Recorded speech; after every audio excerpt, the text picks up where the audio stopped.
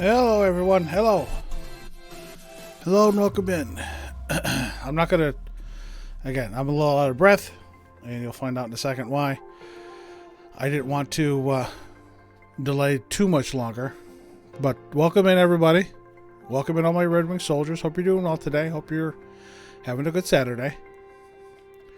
So, it's been a little windy and a little chilly over here. So much that my family yelled at me because I didn't turn the heat back on last night because it was cold. It's the end of May. I'm not turning the goddamn furnace back on. Not to mention we have air conditioners in two of the windows, so it'd be completely pointless. It would be blowing hot air right out the window. So, brought out some thicker blankets, covered up. It was 58 degrees in my room this morning, which is chilly, obviously. But all the wind is bringing down trees and branches, which it tends to do when it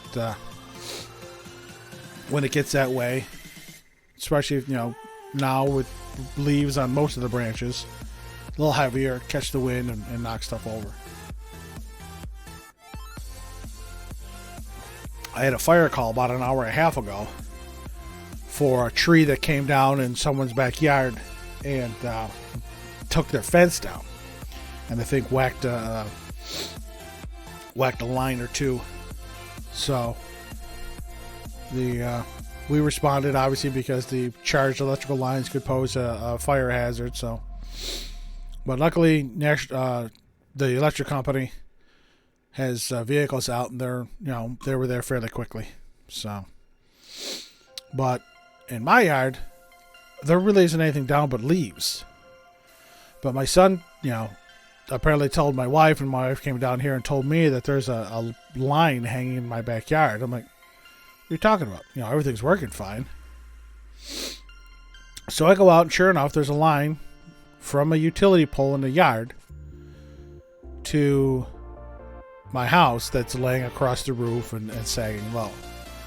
Now, my electric comes in from the front of my house. This is in the back. So it's most likely my phone line cable, phone cable. So it just happens that as I go out there, a guy comes back to check the utility pole number, and he goes, yeah, 2 houses down, a tree pulled some lines, pulled the utility pole, which pulled the line away from my house. Lovely. He goes, we got to, clear the obstruction, clear the tree, fix the pole, and then we'll see if I can have one of my guys, because the line didn't come disconnected. There's just a little hook that's used to hook to the side of my house. That's where it popped off of. He said, I'll see if his guys can fix that up. So, if for some reason my stream just dies out of nowhere, odds are it's because I lost my cable and my internet. So, it happened once before.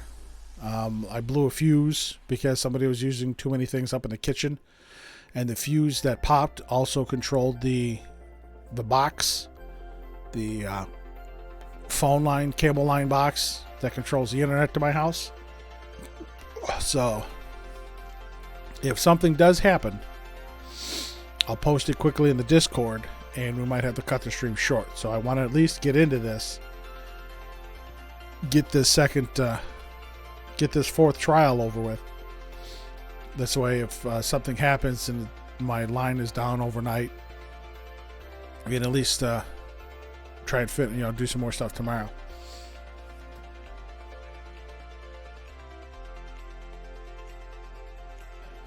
Oh, stuffy. Again, because it's cold, I'm nice and stuffed up now. So we're going to get into this really quick before I lose internet or anything like that. So we're going to pop that off, and we're going to get Danganronpa 2 going. There we go.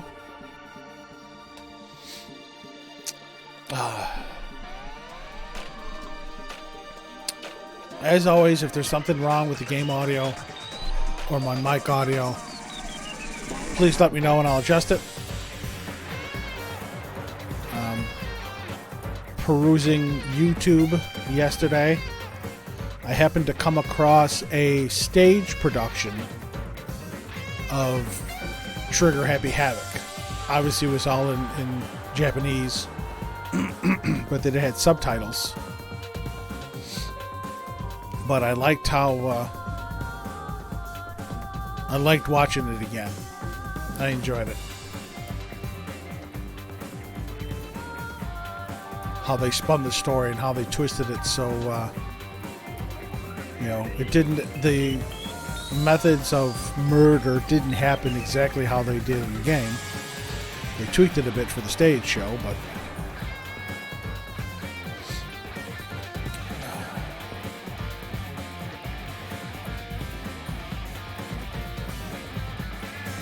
it was interesting.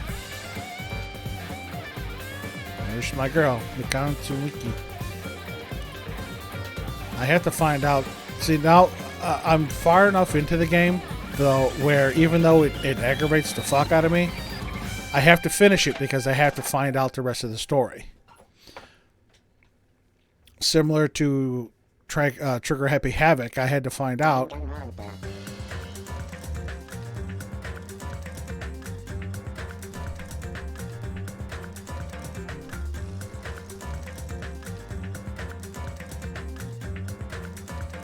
Ruh-roh.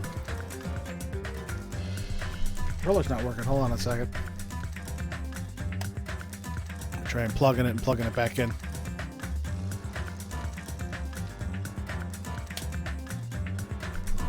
That should do it. I saw it light up.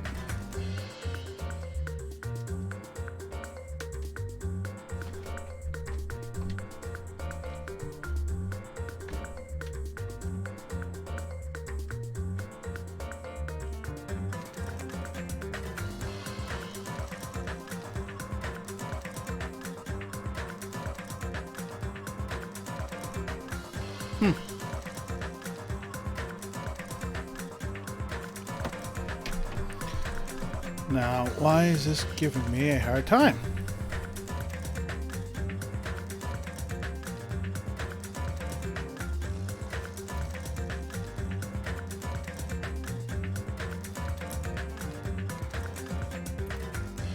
No, wrong one. That's what it is.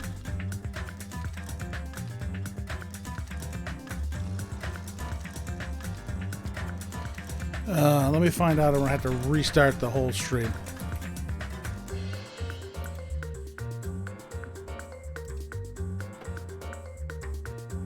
I'm going to close the window really quick.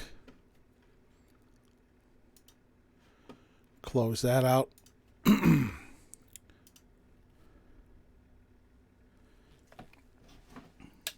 don't understand why my controller is not working.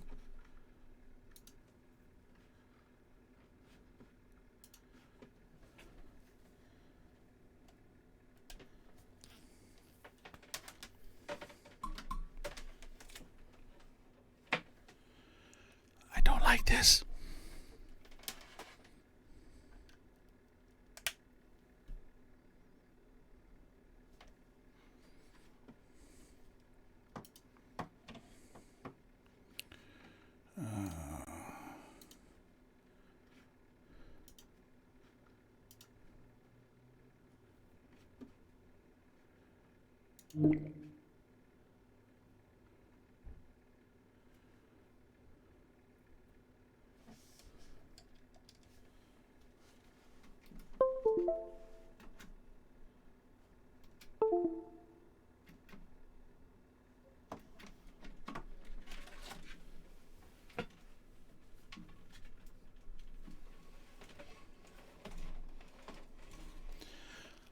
Bothering the hell out of me now.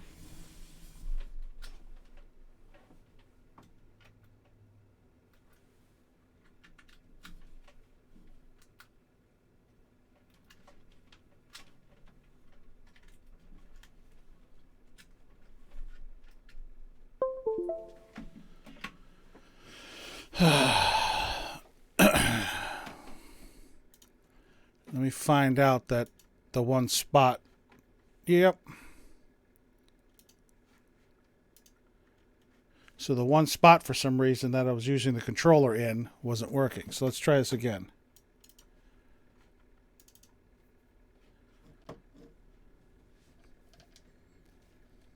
Yep, there we go. All right.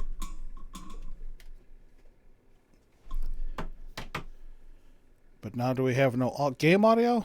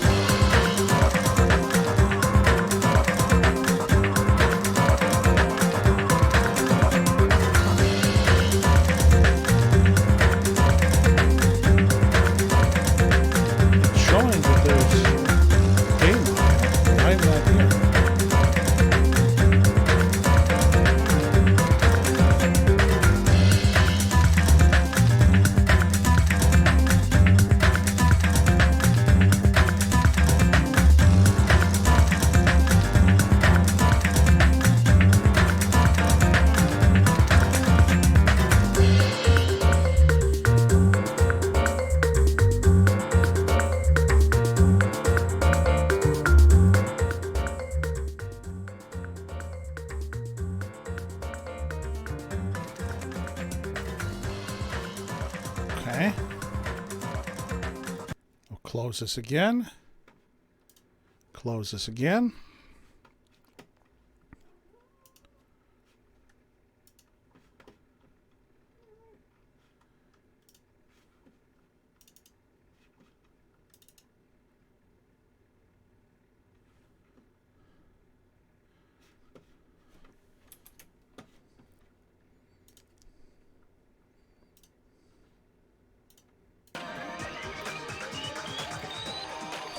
Okay.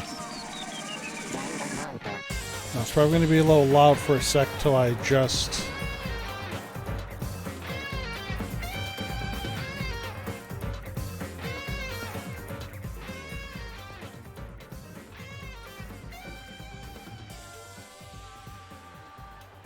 Okay.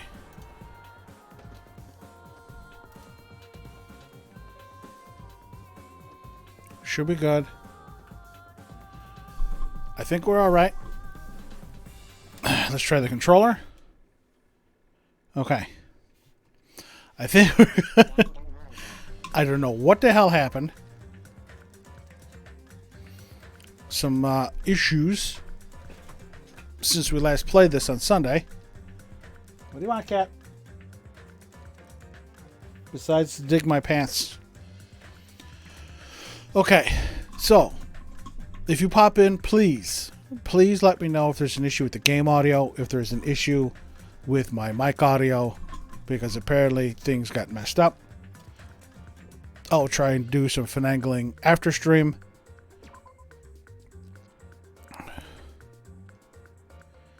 To see if I can figure out what happened. So, class trial resuming now.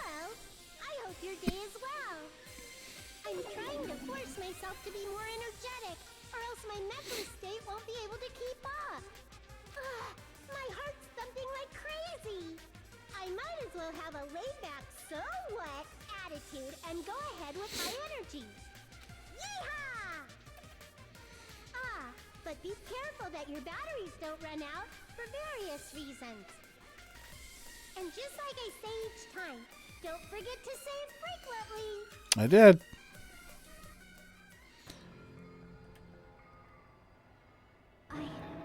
I never expected the funhouse itself to be the ultimate weapon. So if you remember from last time, Nekomaru was found dead. And there were issues with how the fun house was set up, how the tower was set up. And we'd learned that the fun house is basically two buildings. Both of the dormitories are in one building, one on top of the other. And the tower is the same building for both with an elevator floor that rises up and down. Oh well, let's just press on ahead. Chiaki. Is it really alright to accept a situation so easily? I mean, that's not what's important. The thing that's really important is the killer who used the building structure. Like, who's Mekomaru's murderer?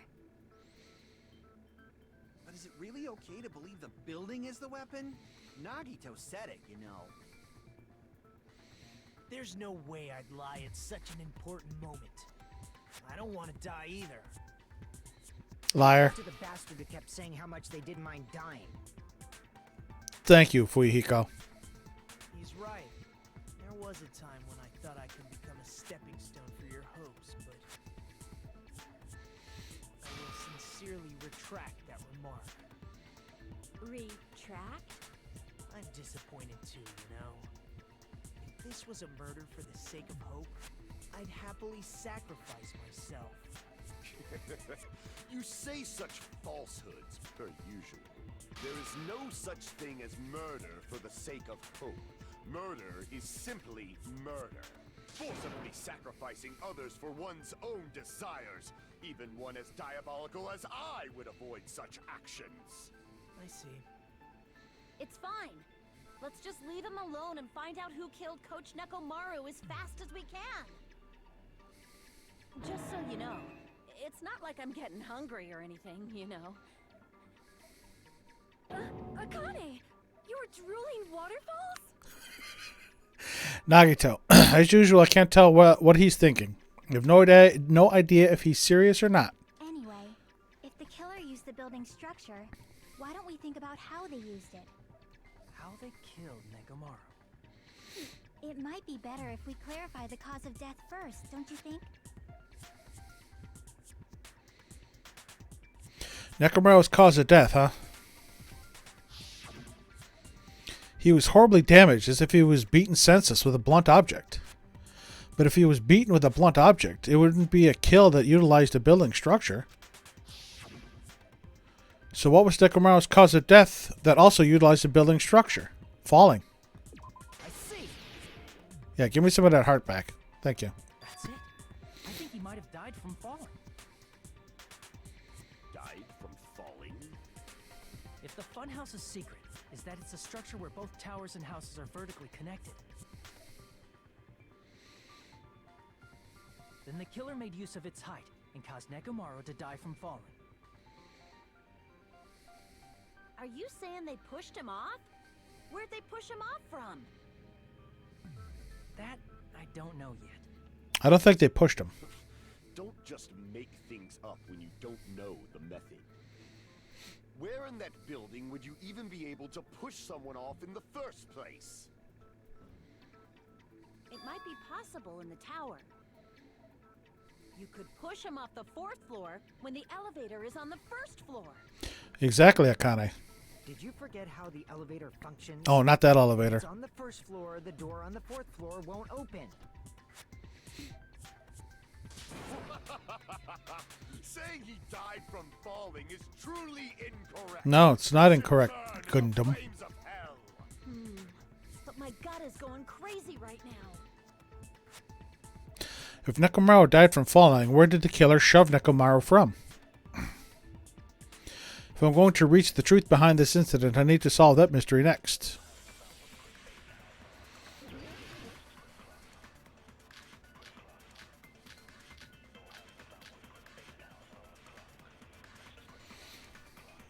Might have to do with the broken doorknob. When the elevator is on the 1st floor, you can't go through the door on the 4th floor. It'd be impossible to shove off the victim from up there.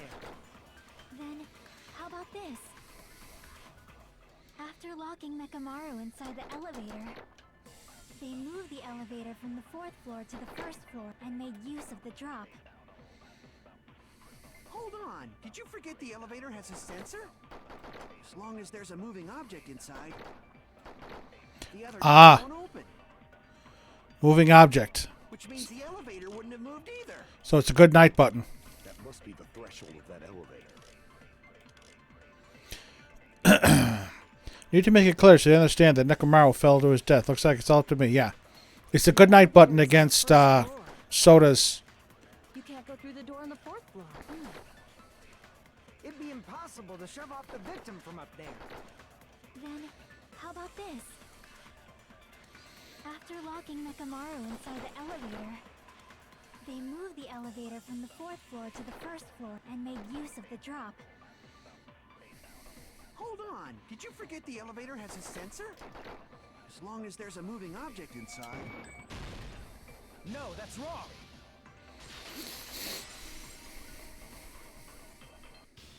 That sensor should only work if something is moving.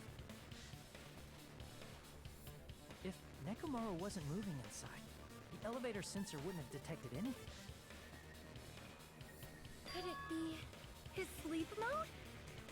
When Nekomaru's goodnight button is pressed, all of his functions shut down, and he enters sleep mode.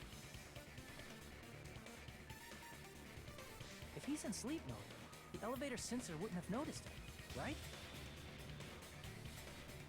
I see. So that's how...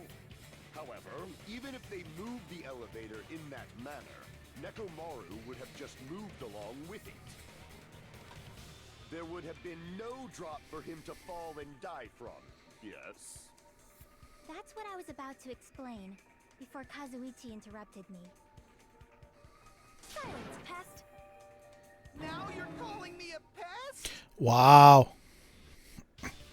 A way to create the drop inside the elevator while Nekomaru is still in it. Chiaki seems to have an idea, but what way could that be?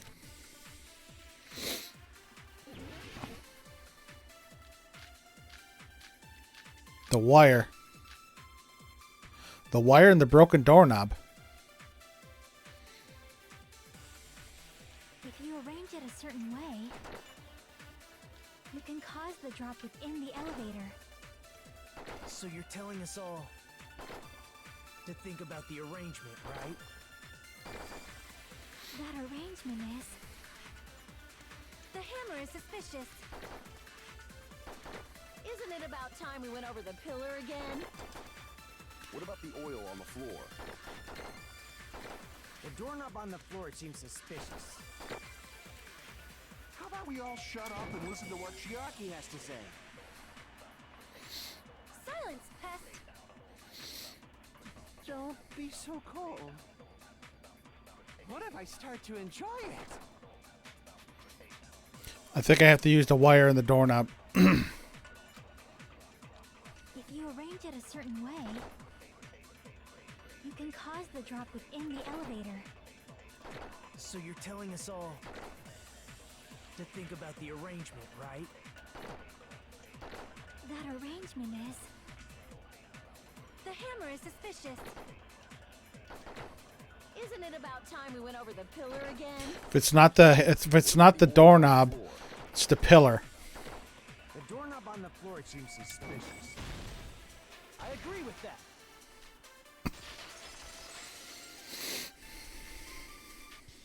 Didn't the doorknob have scrape marks on it?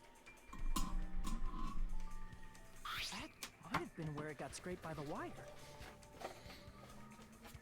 Is that the same wire that was tied around Nekomaru? The tip of that wire was tied into a loop. If the elevator moved while that loop part hung from the doorknob, If they did something like that, he would have been suspended in midair. That's right. He was suspended in midair. Huh? The killer tied up Nekomaru with the wire while he was in sleep mode. Tied the tip of the wire into a knot and hung it on the doorknob to the 4th floor. With that, they moved the elevator from the 4th floor to the 1st floor of Grape Tower.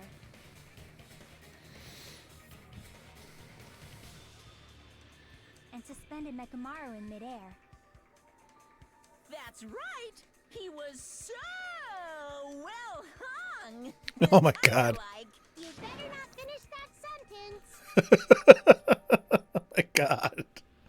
The killer took advantage of the elevator's unique feature. Only the floor moves. By doing that, they created a drop so Nekomaru could fall to his death. Too easy. Well, here we go. So what if they created a drop? There's no way you can make him fall and die with just that. Why? If Nekomaru is suspended in midair like that, then how do you get him to fall? Because if he's suspended in midair, he won't die if he doesn't actually fall.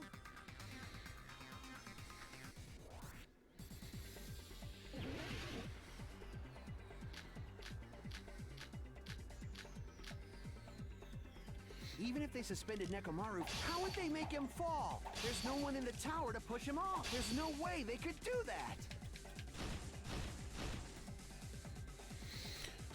Seems certain difference in the elevator inside the towers. I need to find the answer in Connor Kazuichi's remarks. Suspended Nekomaru from a... How would they make him fall? There's no one in the tower to push him off. There's no way they could do that. It doesn't mean someone had to push him off. It's possible that he fell on his own. What?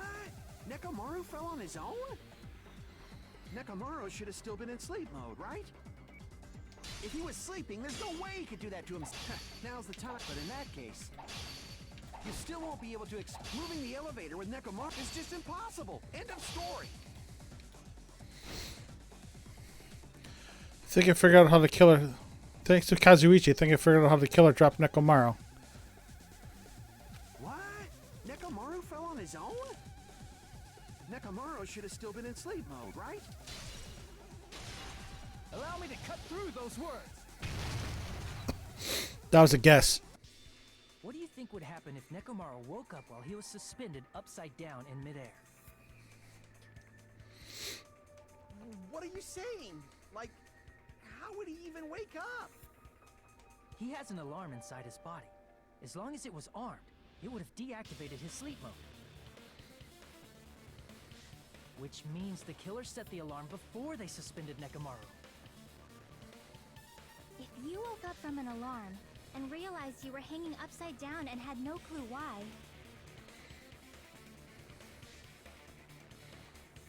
if something like that happened to you, you would start panicking a lot, right? Instinctively, your body would start moving. Nekomaru probably did exactly that. I like how she still calls him Nekomaru. And then, in order to make him fall from the force he was generating, the wire was hung on the tip of the doorknob so it would easily slip off.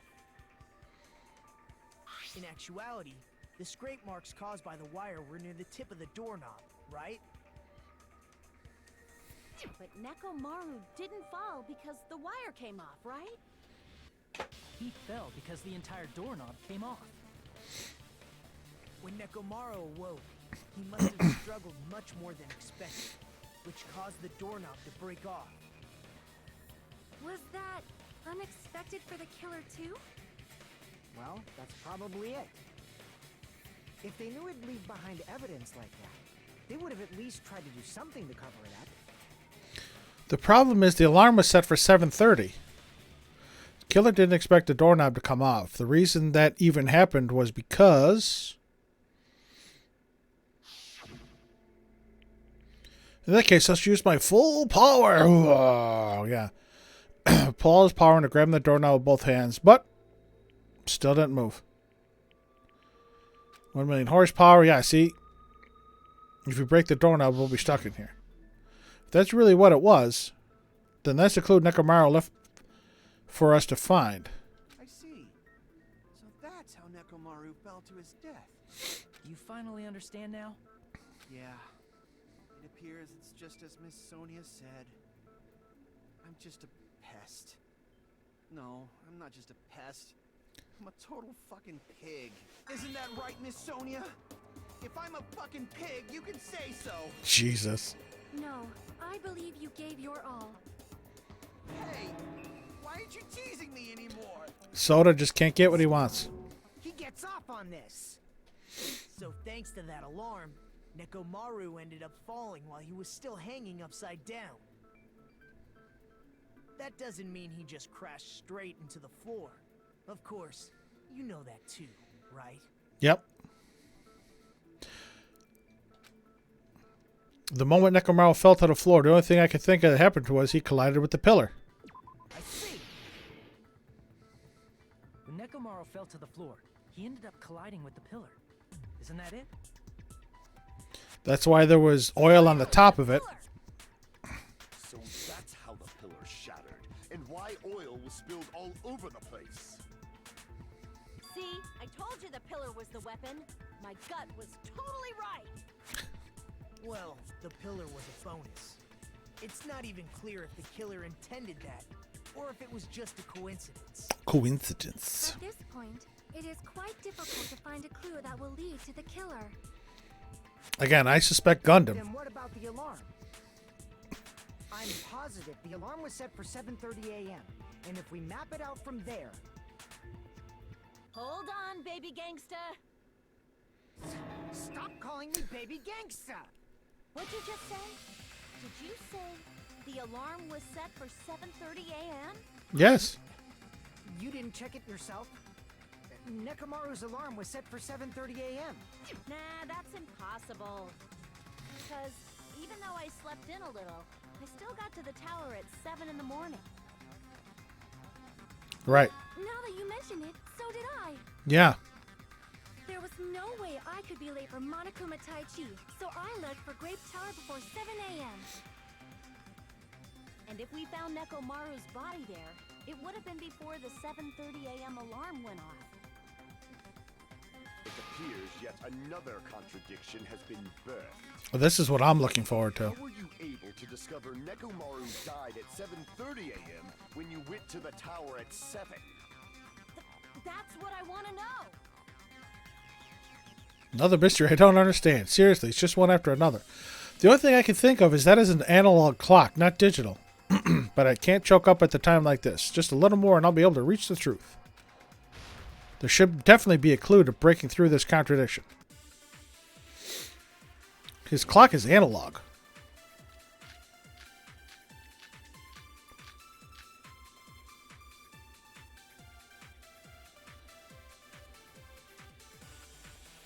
We headed for Grape Tower before 7 a.m., I am certain.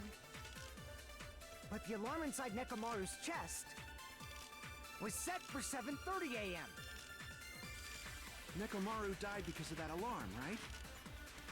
His time of death and the time the body was discovered. One of those must be an illusion. The killer probably did some tampering. They probably messed with the clock inside Nekomaru's chest. That's gotta be it!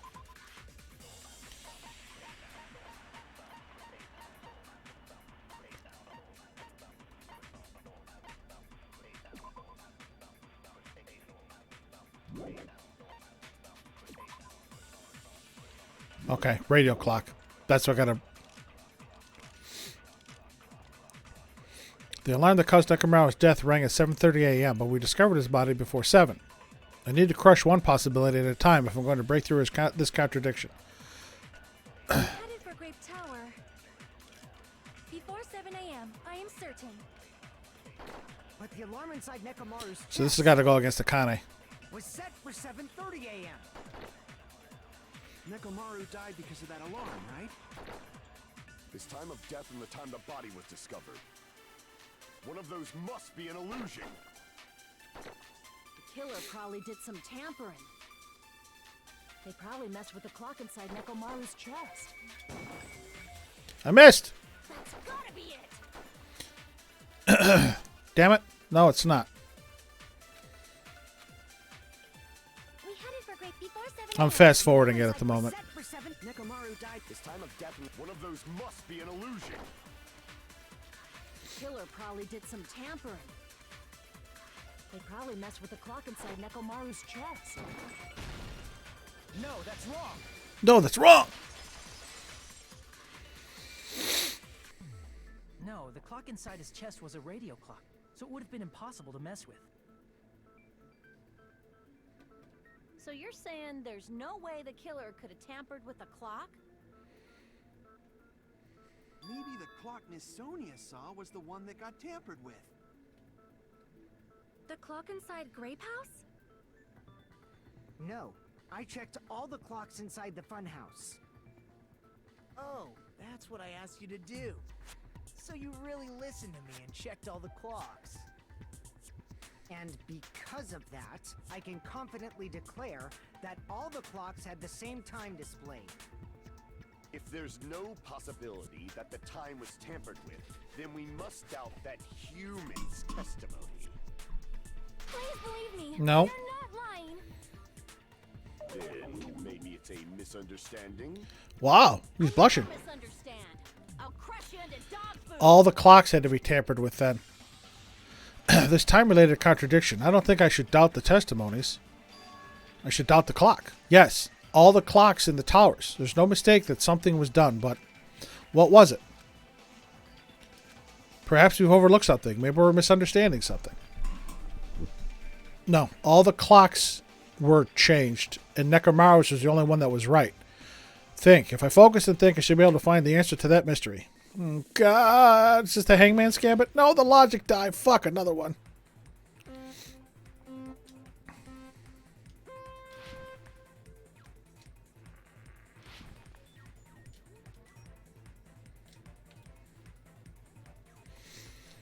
Speed up on straightaways. That should be an automatic jump, yeah.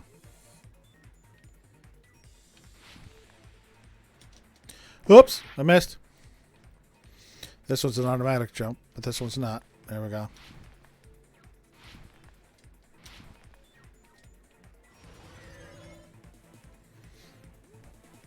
Question 1. What did Hajime and the others misunderstand? The time in the building.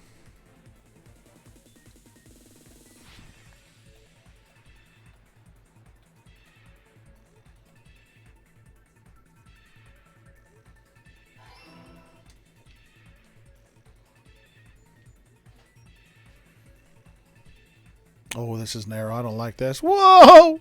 Shit.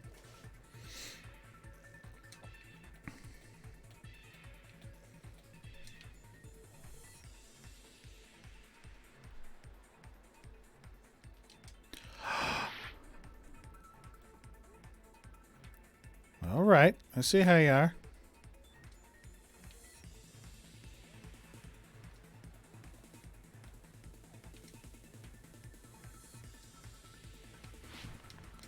Oh my god, I have to do that now?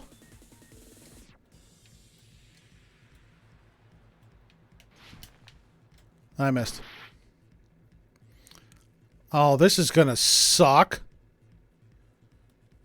Can I jump without speeding? I'll have to I'll try it here.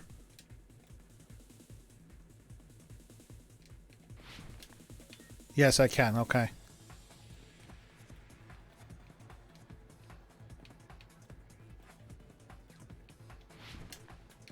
Whoa. Alright, I don't like that at all. I don't like that one fucking bit. Question 2. Which clock was tampered with? The building's clocks.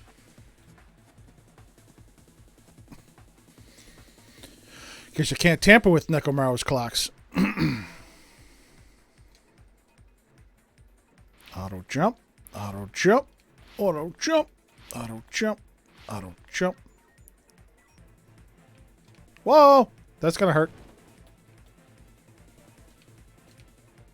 Oh, I can't go over there. I wanted to jump.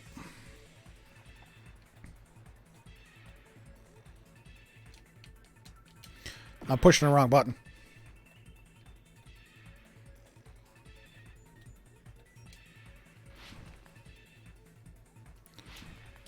What's up, Jago? I don't know if I'm going to be able to do this one.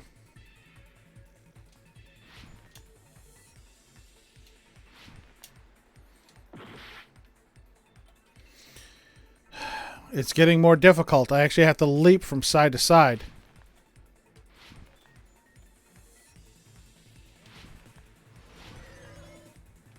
All right, question 3. Which house had the wrong time? Both houses.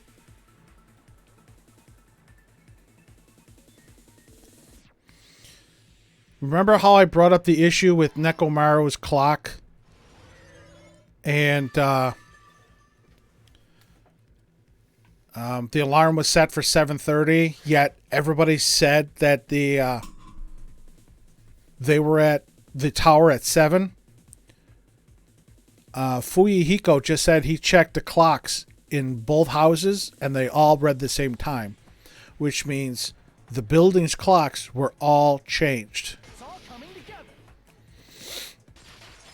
Because you can't change Nekomaru's clock, you have to change all the You others. said you checked all the clocks inside the building. Isn't that right, Fuyuhiko? It's messed Yeah, up, it is. None of the clocks had the wrong time. But what if all those clocks have been messed with? What? All the clocks? So Yoshi! even if you checked all the clocks inside the building, there's no way you'd have noticed it. Welcome in, both of you.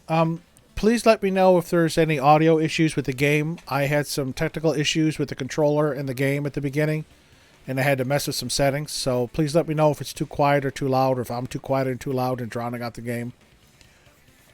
But thank you for stopping in, Yoshi. I wasn't excellent, but I was fairly good at the first Splatoon on the Wii U. I have a little issue with Splatoon 2 on the Switch, but I play it. So again, I think my friend code, my Switch code is in there. Feel free to friend me and we'll play some Splatoon together one of these days. I see. So the killer messed with the time inside the whole building by changing all the clocks. So that's what it was. There's no way I would have noticed that. This is truly fantastic! Now's not the time to be pleased. More importantly, how much was the time off? She's right. That's the main problem. You need to clarify by how much the time was off after the killer messed with the clocks. That's definitely the next mystery. I'm going to reach the truth in one go. Jago, thank you for the gift to Yoshi.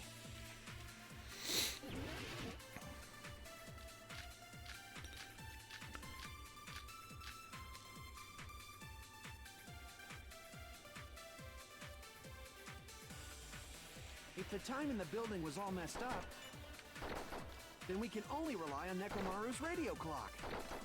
The time of death was clearly 7:30 a.m. The problem is, what time would 7:30 be in our time? Are there any clues that can be used to narrow that down? If only I heard the sound when he fell. It would have been a great clue. Or his scream. Fuyuhiko's account. He's not the type to let out a scream. If only Nekomaru's alarm was loud enough, we would have heard it too. There's no point in saying that. If does not exist in this world. Right? I think it's Fuyuhiko's account.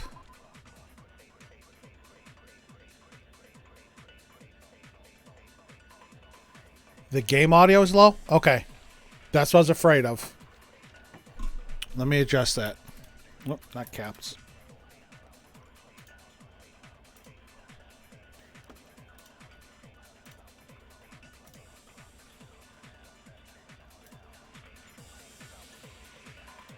Alright, I bumped it up another 5. Oh no, I was unsure. I bumped it up another 5.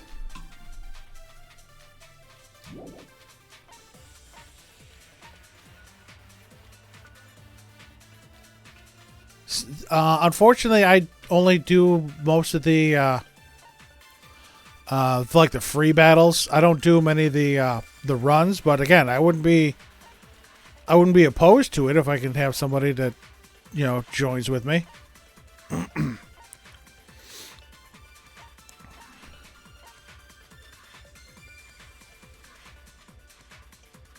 Connie's account.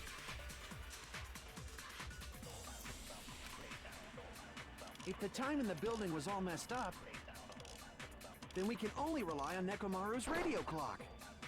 The time of death. Which So clearly it's 7:30 2 hours. The problem is, what time would 7:30 be in our time? Are there any clues that can be used to narrow that down? I have a nose itch right now. If only I heard the sound when he fell. No. It would have been a great clue. No!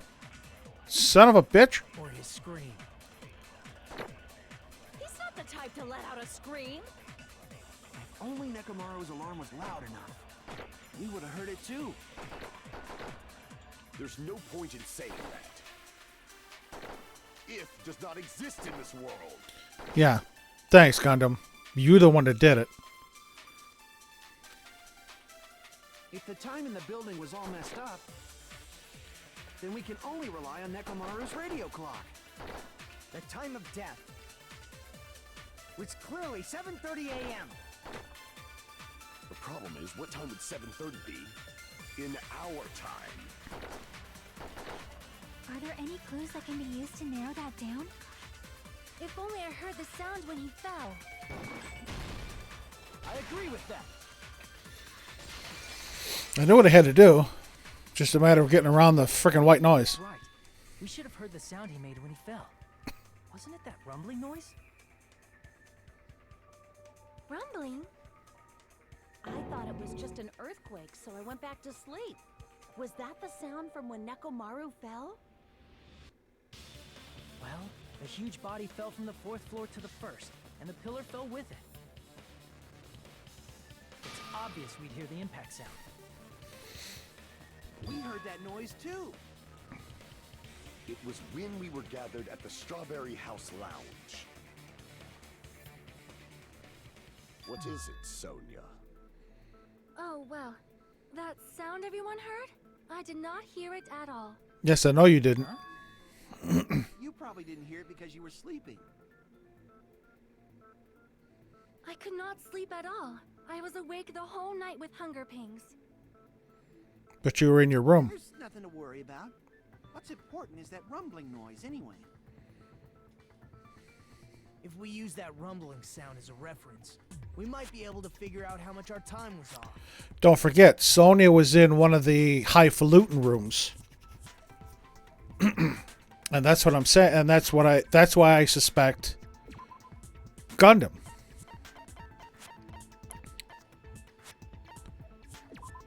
At 5:30 a.m., which is actually 7:30, the alarm of the wall clock in the lounge on Strawberry House's 2nd floor started going off. Fuyuhiko was at the lounge by coincidence and managed to stop the alarm, but Kazuichi and Gundam rushed to the lounge after being alerted by the sound. Kazuichi would have heard it because he's in the shitty room. Gundam shouldn't have heard it because he was in one of the good rooms. I heard that sound probably around 5:30 in the morning. Huh? You can tell? I instantly woke up and left my room. And that's when I saw the clock in the lounge. Excellent work, Akane. If that rumbling sound we heard was at 5:30 a.m., it's like the answer of how much? 2 hours.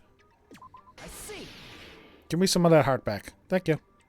Nekomaru's alarm went off at 7:30, and if we heard the sound of his impact at 5:30, that means our time was off by 2 hours. 2 hours? That much? We were starving pretty badly. There's no way we would have noticed. Plus, the funhouse has no windows. And there weren't any Monokuma announcements either. However, for what reason did the killer alter our perception of time? The reason is obvious. So they can lure out just Nekomaru.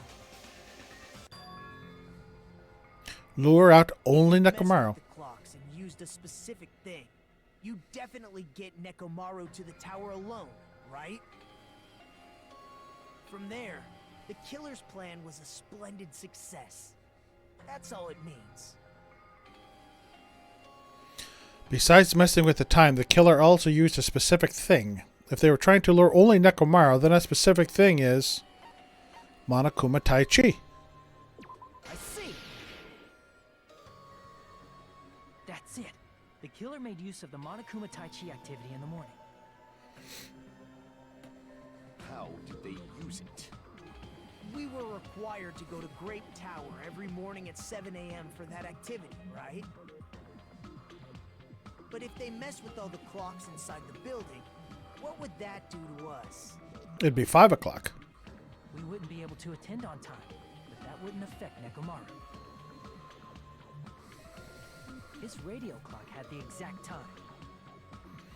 That's right. In doing so, the killer was able to lure him to the tower by himself at the precise time. When I witnessed Nekomaru early in the morning... I'm starting to doubt myself as far as Gundam now. If I recall, you witnessed Nekomaru around 5 a.m. And if that time was also 2 hours off, it should have been 7 a.m. Yeah, that's pretty much it. At that time, he was heading over to Monokuma Tai Chi, right on schedule. I see. Now that I think about it, I realize what Monokuma meant when he said those words. Yeah, I'm doubting myself, Jago. Too early. He didn't even ask you yet.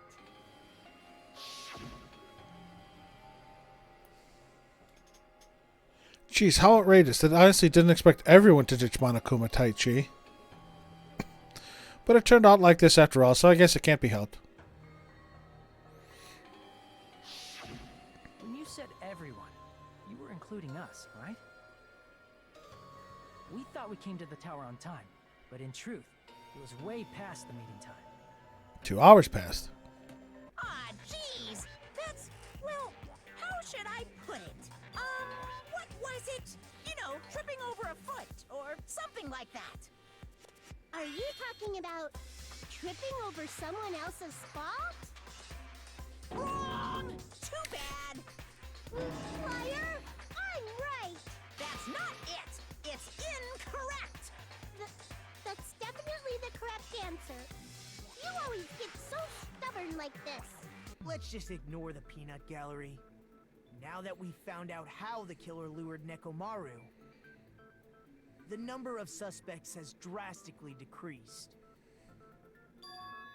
Huh? Hey, why would that decrease the number of suspects? Don't be a friggin' liar! You'll know I'm not lying when you listen to what Fuyuhiko's going to say next. Huh? What the hell do you mean?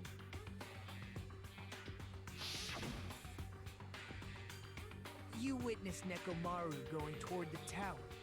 Did something else happen after that? Are you talking about that alarm? Alarm? A little while after I witnessed Nekomaru, the clock in the Strawberry House lounge started going off. Plus, it was just before that rumbling sound occurred. That's it. So that's what it is. If Nekomaru died when the rumble happened, then whoever doesn't have an alibi at the time is the prime suspect. Really? Was there anyone who didn't have an alibi at that time? I remember now. The sound was so loud I couldn't help bolting from my room. But there was one guy who never left the lounge. We were both on the same floor. It's pretty weird that bastard never came out of his guest room. Which means that person does not have an alibi for when Nekomaru fell? Who is it? Who's the bastard? Swerve doesn't have an alibi for that time, right?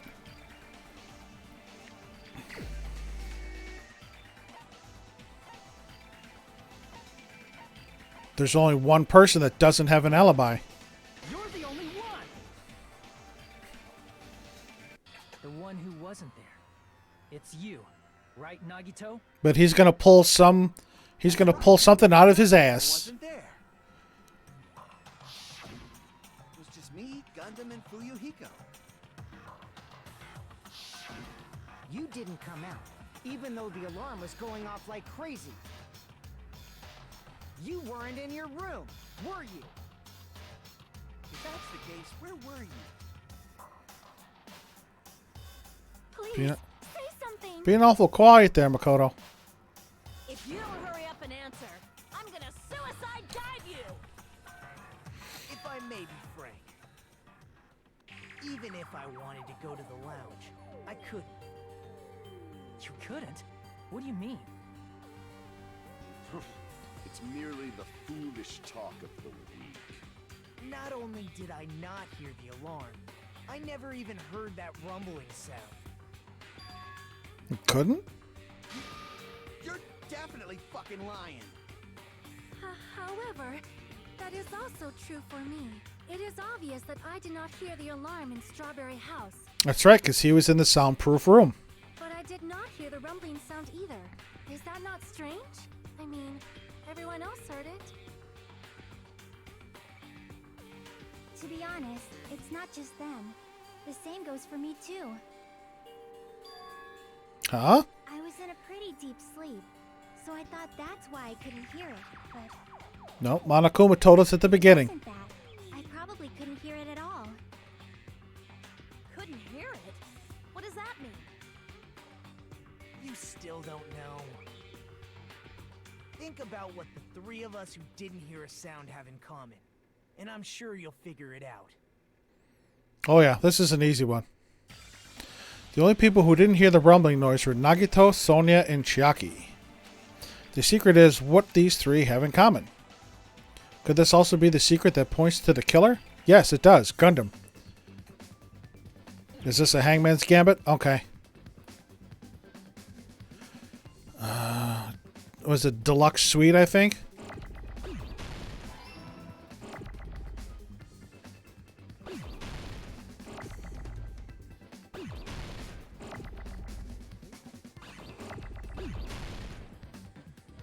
I need an E.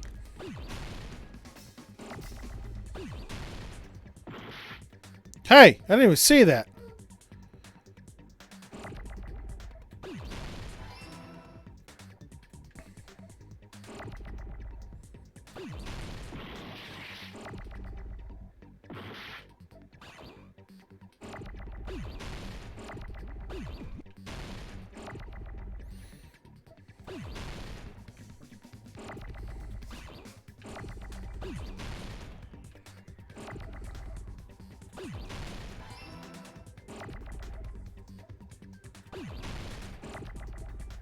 No!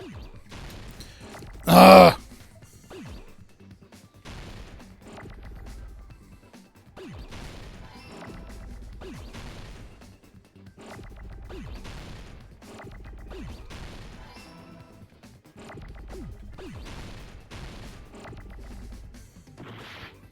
God. Oh.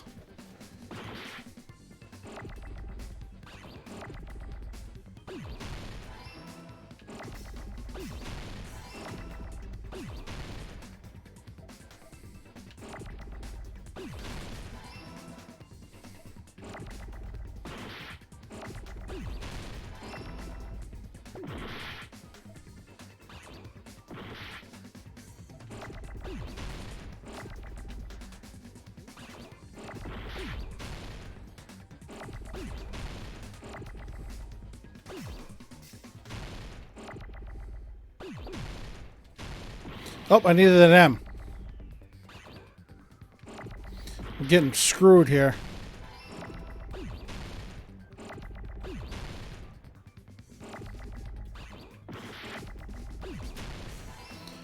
Oh, there's a lot.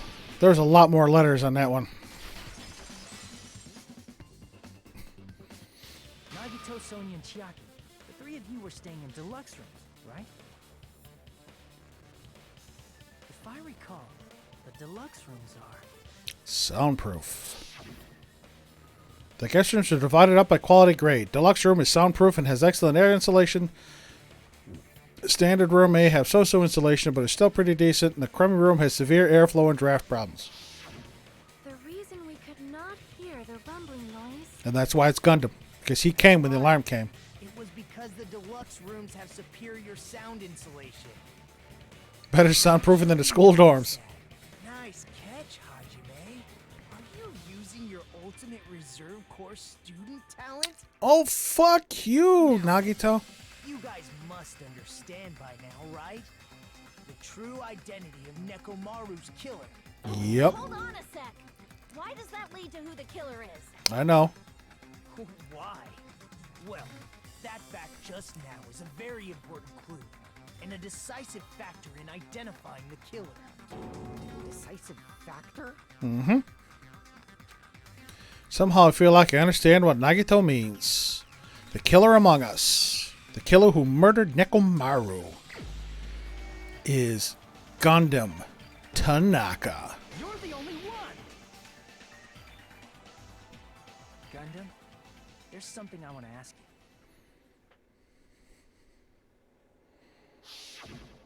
When the alarm rang at the Strawberry House Lounge, you rushed over there too, right? What's wrong with that? If the bell of catastrophe rings throughout the night, it is the universe's providence to stop it. Why were you able to hear it? Hear what? I mean, you were also staying in a deluxe room, right?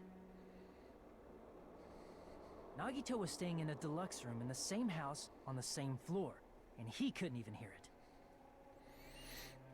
Busted. So why were you able to hear that alarm? Now that you mention it, Gundam? Oh, Sonya. There's only Oh, one possibility. You weren't in your room at the time. oh, Sonya's gonna be heartbroken. That's why, even though you were staying in a deluxe room, you still went to the lounge. Am I right? It's awful quiet. You have some sort of explanation. Oh yeah, Sonya's heart's broken. Probably couldn't return to his room because of Fuyuhiko. Me? Well, yeah, because you were sitting in the lounge.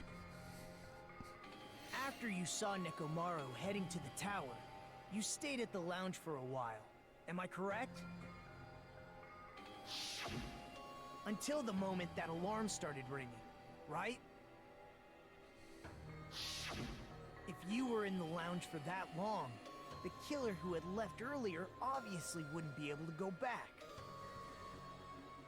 Even though Mekamaru's murder was a death trap that utilized the alarm in his chest, the killer still needed to prepare the murder in advance. He had to set all the clocks forward, yes. putting Nekomaru in sleep mode and tying him up with the wire. In order to do that, the killer needed to be waiting for Nekomaru at the tower.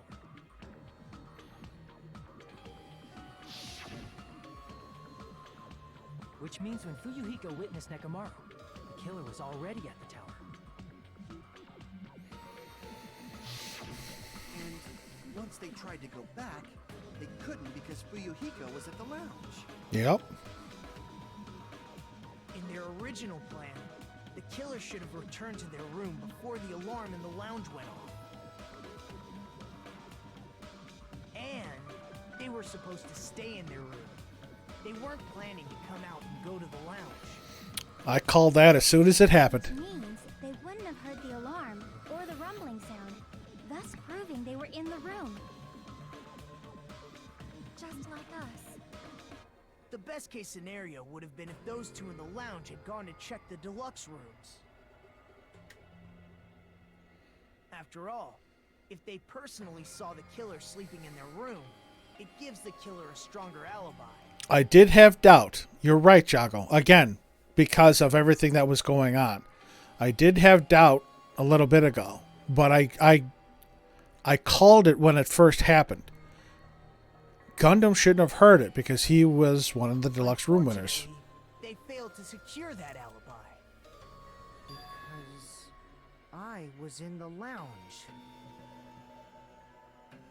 So the killer couldn't go back to their room and ended up hearing the lounge's alarm.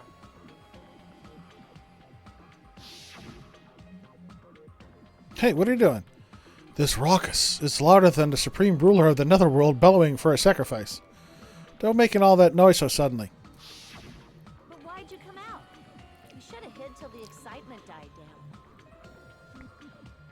Gundam tried to hide, and if those two went to his room to check on him, he would have been found out. He was screwed either way. That would have been the worst possible outcome. That's why he couldn't just stay hidden. So he tried to blend in with the crowd. If those two had just checked the deluxe rooms as planned, that would have been ideal, but... How ironic. The moment Fuyuhiko set foot in the lounge, your plan was doomed. Gundam? Please. Can you Now I gotta do this fucking battle thing. Answer me this, including myself in my Thor Dark Devas of Destruction. How many ears do we possess? 10. The answer is 10. That's right, I possess 10 ears. That means I have 5 times the hearing of a normal human. The soundproof system here may as well not exist. Yeah, no. Your argument? You bastard. Do you understand the situation you're in right now? Do not panic. The truth. Oh, Gundam is starting to sweat. At the time, I left my room to go to the bathroom. By coincidence, I heard the alarm. That's right. That's all it was. The world is always so simple. Are you saying it was just a coincidence? Isn't that timing a little too perfect? Yep. And yet, I'm being suspected by all of you. It seems it was actually horrible timing on my part. I see. You're still holding out. Well, you don't have to admit it. We're going to decide who the killer is with the majority vote anyway. So, why don't we just go ahead and start voting? Oh, It's obvious that Gundam is the killer. now I really have doubts. If Nagito is so gung-ho to fucking convict him, now I really have my doubts. Hold on a sec. You know, Hajime, this class trial, this killing, it's merely the opening act, you know? Hey! What do you mean the class trial is just the opening act? No. Perhaps I should say it's just a farce? He's been a fucking needle in my side from the very beginning, and now all of a sudden he decides to change? Just a boring farce. So boring, so stressful. I'm so painfully bored that I might develop stomach ulcers. Seriously. Let's just hurry up and finish this before I collapse from poor health. Nagito, something definitely happened to you, didn't it? At some point during the investigation, your behavior became even weirder. What actually happened? Did you discover something? Well, let's just leave that fun for later. And finish this opening act already. Ah, you said opening act again! Get him, Monokuma. Hold on! We have yet to hear Gundam's rebuttal! But he's completely shut up. Perhaps he can't argue anymore. No, I'm going to have to face him in that goddamn showdown thing. The panic talk action. I was simply at a loss for words after being dumbfounded by your pathetic assumption. In fact, I shall deny the very basis. Your assumption has been wrong since the beginning. Since the beginning? Based on your assumption, I hung Nekomaru from the 4th floor of the tower and made the floor descend to the 1st floor. From there, after returning to Strawberry House, I was present when the alarm at the lounge went off, correct? Although going to and fro is busy enough as it is, how would I be able to travel between both houses anyway? The trapdoor, the one that Nagito found. Contact elevator was broken. As I recall, the killer tampered with the Grape House control panel, which shut down the elevator. Plus, the stopped elevator should have been facing the Grape House side. If so, the human who used the elevator would have left it at Grape House. For these reasons, it's an indisputable fact that the killer destroyed the elevator at Grape House. And what's wrong with that? If the elevator was broken at Grape House, you wouldn't be able to return to Strawberry House. Yeah, he would. However, I was already at Strawberry House. I was present when the alarm in the lounge started ringing. Which means your assumption is clearly wrong. Are you serious? And here I thought it's already been decided. It has been decided, Soda. Have you learned your lesson, pitiful humans? You cannot overcome this contradiction. Actually, I can. That's wrong. When something is obviously wrong, that's when a contradiction is born. There's no such thing as a contradiction that can't be overcome.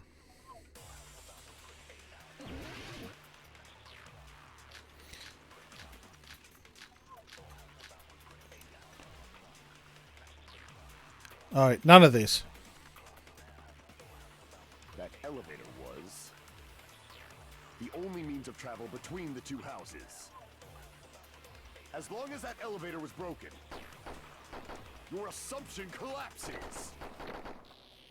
Plus, the elevator was Hey, Gamma, welcome in. Grape House. Hope you're doing well today.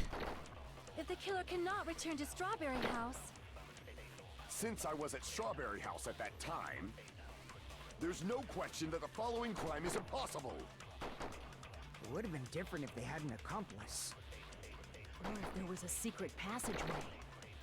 How much longer do you... Oh, okay, thank you. Why don't we stop this already? Thank you, Akane. Yep. Second trial of game 2. Alright, I have to get to Akane. I'm going to fast forward. As long as that your assumption... Plus, the elevator broken at Grape House. if the killer cannot Since I was at Strawberry House at that time, there's no question that the following crime is impossible. It would have been different if they had an accomplice. Or if there was a secret passageway. How much longer do you plan to lecture me? Why don't we stop this already? You're done, Gundam. Now I just got to get it. I just got to hit it. That elevator was the only means of travel between the two houses. No, that's wrong. I object. No, there should have been another way to move between the two houses without the elevator. And that's how Gundam was able to do it. Method does not exist. Then why don't we ask the person who actually used that method?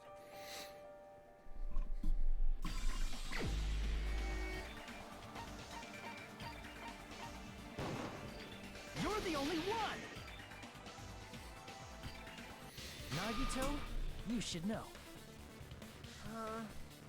What are you talking about? Don't play dumb. You appeared so suddenly that one time because you used that method, right? Yep. Nagito, why are you here? Because I showed up. There's a secret passage connecting the first floor of Strawberry House to the third floor of Grape House. Isn't that right? Jeez. Once again, I let the reserve course show up. Fuck you. But you're right.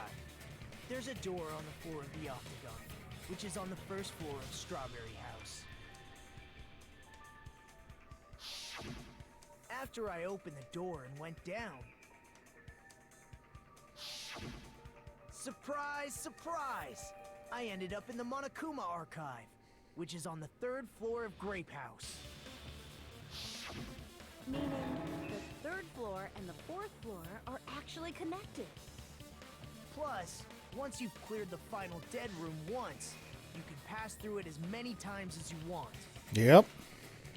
If they used that secret passage, they could have gone between the two houses as much as they wanted. Infinity Unlimited Flame! Here we go. This should be the panic talk. Is this the panic? Oh, the sword. Or what if the killer was unaware of the existence of the final dead room? There's no way they didn't know. That is merely an illusion you have fabricated from your own suspicion. If you value your life, you should stop with your scrutiny. There's no way I can stop. Did you say? Don't make me angry! You wouldn't like me when I'm angry. Do you turn into a big green angry monster?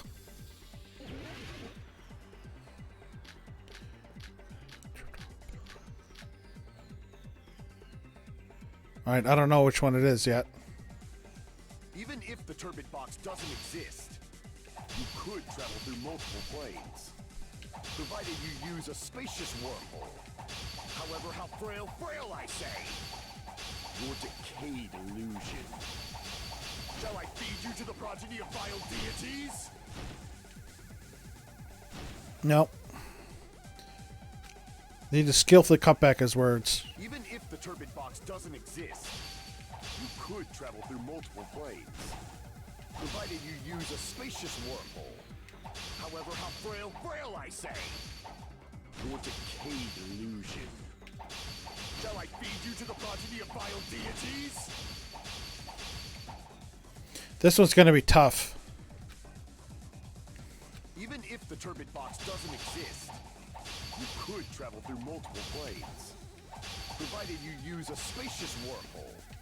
However, how frail I say. Your decayed illusion. Shall I feed you to the progeny of vile deities? I don't know if I'm going to get him over. I can't get enough hits. Even if the turbid box doesn't exist, you could travel through multiple planes, provided you use a spacious wormhole. However, how frail I say. Your decayed illusion. Shall I feed you to the progeny of vile deities? I can't get enough. Even if the turbid box doesn't exist, you could travel through multiple planes, provided you use a spacious wormhole. However, how frail I say. Your decayed illusion. Shall I feed you to the progeny of vile deities? I'm going to be here forever. I'm sorry. I'm going to run out of time because I cannot get enough. I can't get enough hits. Even if the turbid box doesn't exist, you could travel through multiple planes, provided you use a spacious wormhole. However, how frail I say. Your decayed illusion. Shall I feed you to the progeny of vile deities? See, I can't get him over enough. Even if the turbid box doesn't exist, you could travel through multiple planes, provided you use a spacious wormhole. However, how frail I say. Your decayed illusion. Shall I feed you to the progeny of vile deities? I can't. I'm going to run out of time. Even if the turbid box doesn't exist, you could travel through multiple planes, provided you use a spacious wormhole. However, how frail I say. Your decayed illusion. Shall I feed you to the progeny of vile deities? I'm out of cuts.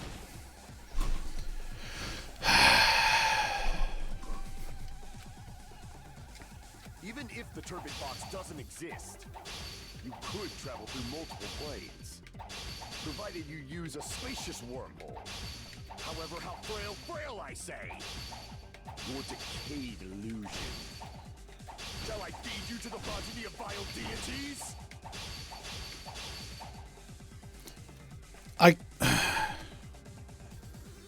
Even if the turbid box doesn't exist, you could travel through multiple planes, provided you use a spacious wormhole. However, how frail I say. Your decayed illusion. Shall I feed you to the progeny of vile deities? No. I'm going to run out of time. If the box doesn't exist, you could travel through multiple planes, provided you use a spacious wormhole. However, how frail I say. Your decayed illusion. Shall I feed you to the progeny of vile deities?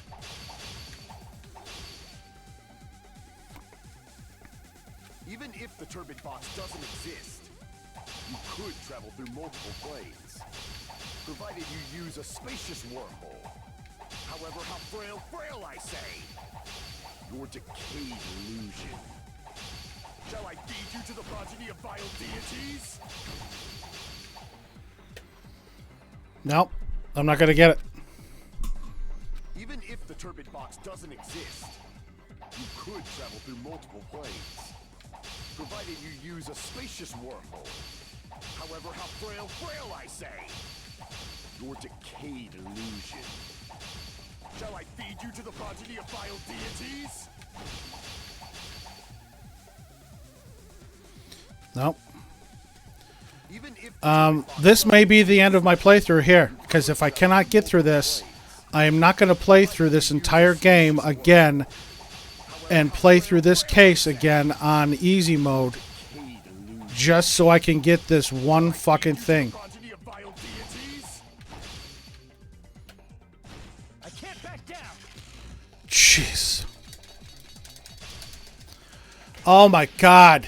I already proved the secret passage 17th. I'm not going to win this. was at the Octagon.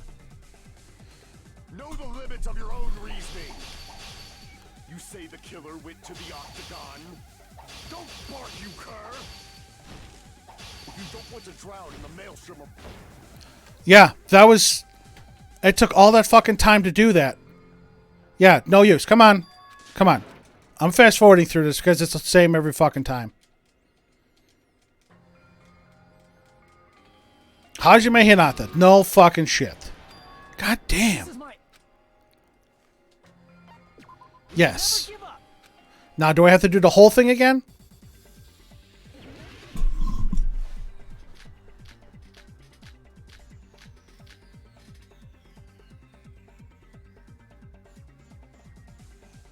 Even if the turbid box doesn't exist, you could travel through multiple planes. Provided you use a spacious wormhole. However, how frail I say. Your decayed illusion. Shall I feed you to the progeny of vile deities? I can't back down.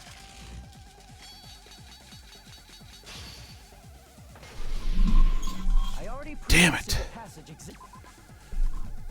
Fuck. I forgot. No, now I forgot what the... I don't want to do that again. That was a pain in the ass. What can I use?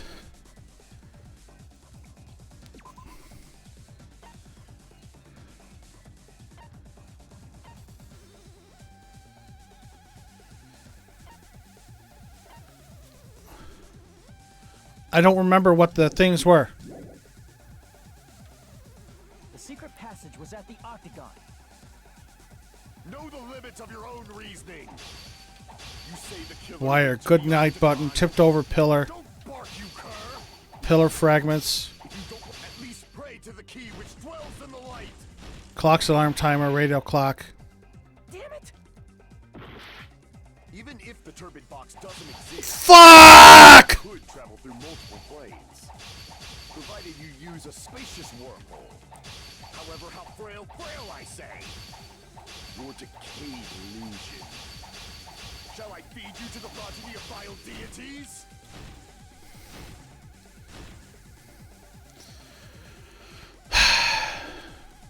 I'm going to take the hit on this one. If the turbid box Radio doesn't clock. exist, Broken doorknob. Wire. Good night button. provided you use a Tipped over spacious pillar. However, how frail I say. Your decayed illusion. Clock's alarm timer. Radio clock. Shall I feed you to the progeny of vile deities?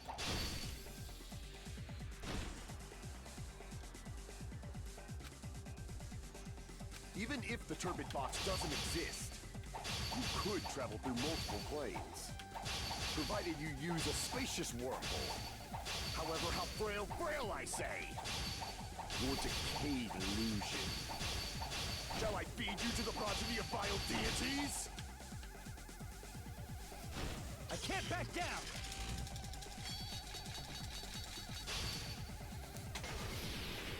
I already proved the secret passage exists. I don't know which one to use. The secret passage was I may cheat just to get past this Know the part. limits of your own reasoning. You say the killer went to the octagon. Don't bark, you cur! If you don't want to drown in the maelstrom of blind confusion, at least pray to the key which dwells in the light. Probably means try providing evidence that the killer went to the octagon.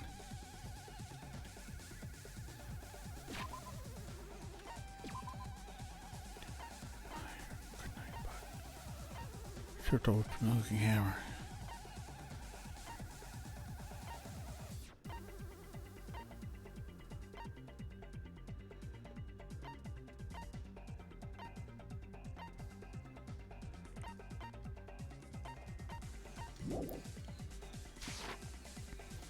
All right, I'm not dealing with this.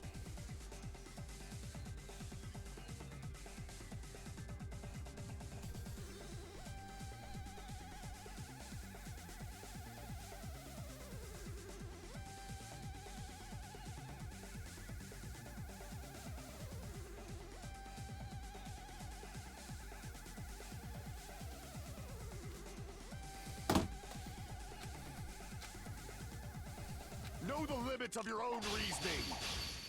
You say the killer went to the octagon. Don't bark, you cur! If you don't want to drown in the maelstrom of... I cheated. I fully cheated. The wire used to string up Nekomaru's body. That fucking sucked. That was horrible. The hammer that looked like the weapon, and the chain on the door in the tower. Those are all the items that weren't in Funhouse. Where did the killer obtain them? The only place I can think of is the octagon. There were various weapons and tools there. I'm pretty sure I don't like doing that, and I've cheated. More times in this game than I have than any other game. Items were used in the crime. There's no doubt that the killer It went is to the octagon. unreal. And again, the only reason I'm finishing the game now is because I want to see the ending. If that's the case, they obviously know about the secret passage too, right? It seems this is the end. Normally we'd end up listening to Hajime lecture us with a very long summary of the case. But there's no reason to waste any more time on this opening act, so I'm going to end this right now. What are you talking about, Nagito? Hey, what are you... First of all, by messing with all the clocks in the building, Gundam tried to lure only Nekomaru. The elevator was probably broken by that point. Thanks to that, Nekomaru wasn't able to go to Grape Tower, which was supposed to be the meetup point. So he tried going over to Strawberry Tower, just like we did when we found out the elevator was broken. Well, it's obvious he'd attempt that. At that time, we didn't know the two towers were the exact same place. Also, the button in Strawberry Hall wasn't broken, so he was easily able to enter Strawberry Tower. But surprise! Gundam was waiting for Nekomaru's arrival. Hold on. If Nekomaru didn't go to Strawberry Tower, what would the killer have done then? Their plan was a balancing act of uncertainties. But even if they failed... See, no, this isn't how it goes. They can just greet everyone the next morning as if nothing happened and come up with a different plan. Yeah, I don't think so. And without such a risky plan, they wouldn't have been able to lure him at all. I'm going to continue summarizing the case, okay? Through this, Gundam successfully lured Nekomaru to Strawberry Tower. There's no way he could fight head-on with the robotic Nekomaru, so by pressing the goodnight button, he rendered Nekomaru powerless without fighting it. Hold on! You... What did you just say? That I didn't battle? What's wrong with that? Don't mess with me! Well, it was... Don't mess with me! I cannot ignore those words! The cover of Nekomaru's Goodnight button was broken. Why are you angry all of a sudden? That's why he took over. You fools do not understand He fucking drew him out. You make me laugh. After all this time, you still don't understand. That's why anything at he all. took over. I don't understand anything. What does that mean? It appears I cannot finish just yet. Maybe I'm just a human destined for hell. However, I cannot finish just yet. I cannot finish! What do you intend to do? It's obvious. I'm going to destroy your illusory assumptions. Are you saying you still have more? You still have room to argue? Your words. You said I pressed Nekomaru's goodnight button. However, that button was on the back of Nekomaru's neck. To press it, I'd have to get behind him. It's not easy to get the drop on Coach Nekomaru. It's even more difficult if it's a one-on-one situation. He's got his 4 Dark Devas. I thought, truly frail, succumbing so easily to this simple argument. And I was going to say, this can't be the quite end yet because we didn't do our little panic talk action. If you want to set me up as the killer, at least surpass your own human limitations. That's wrong, Gundam. You're the one who's wrong. No, that's wrong. Such a wonderful line. However, I cannot say that I'm satisfied. Listen well. I shall teach you 2 tips for making someone admit their defeat. First, you must crush them with your own overwhelming power. And as for the other, you must provide a reason that will persuade that human.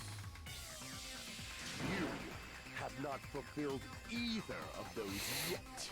Yeah. Guess you really don't want to admit it. Then just as you requested, I'll provide an argument that'll leave you no choice but to be persuaded. Yep, here comes the panic talk action. I won't let you!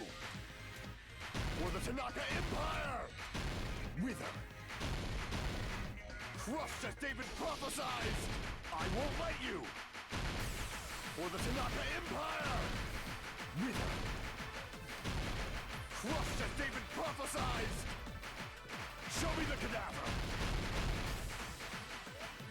I won't let you! For the Tanaka Empire! Wither!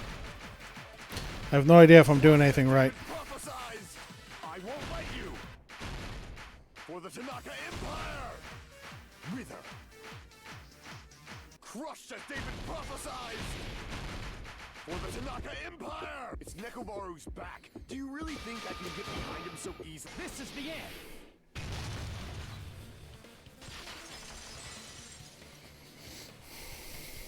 Even if you didn't get behind Nekomaru, you should have been able to press the button on the back of his neck.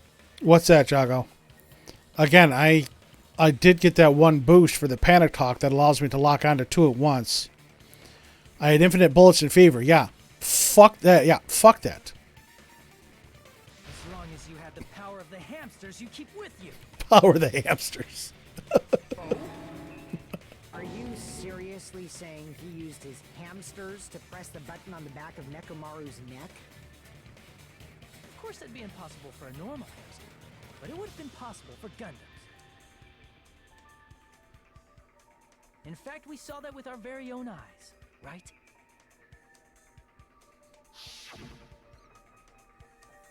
Emissary of Evil, in accordance with our ancient contract, the time has come to lend me your aid. Pierce through, Supernova Silver Fox Sandy. Yep. Son of a bitch, that stupid button pressing did him in.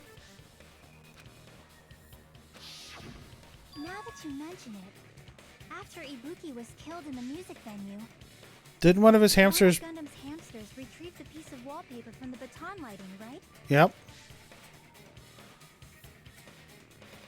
Hey, with your friends and their exceptionally smart brains, it must have been possible to secretly get one of them behind Nekomaru and press the button on the back of his neck.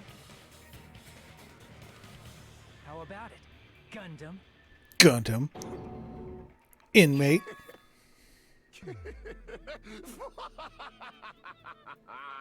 Not just myself, but you actually brought up how splendid my subordinates are.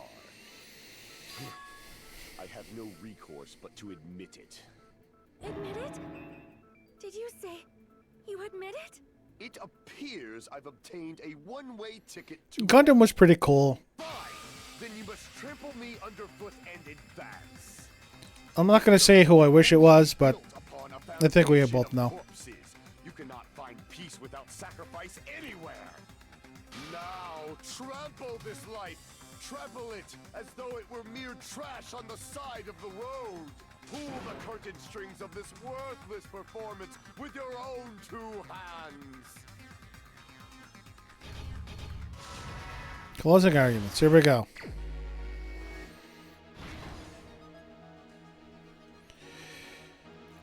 Who set the lounge's alarm clock?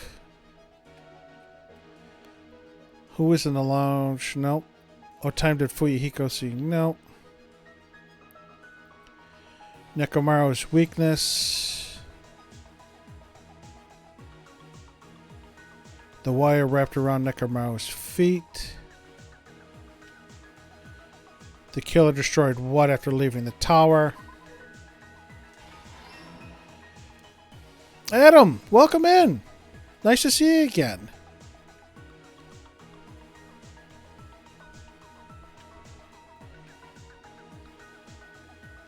I don't think this is it. Oh, no, it is.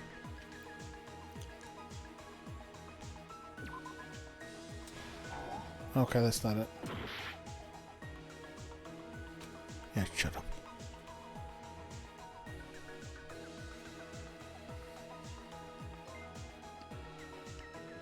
Nagito-chan, thank you for the follow. Welcome in. What am I missing? There we go. Next doc. Nekomaru's weakness. Is that his... Nope, that's later. Let's see if that's up there. Sorry, I'm not paying too much attention to chat at the moment. I'm trying to figure out this crap.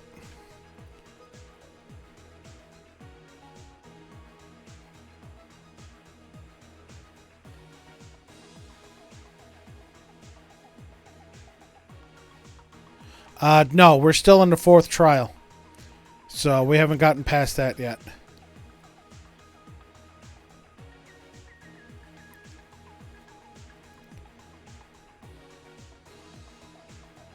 He summoned. Okay.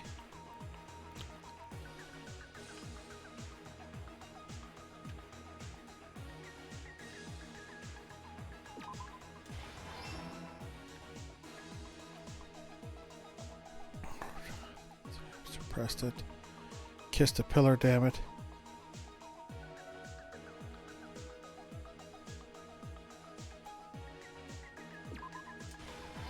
Okay.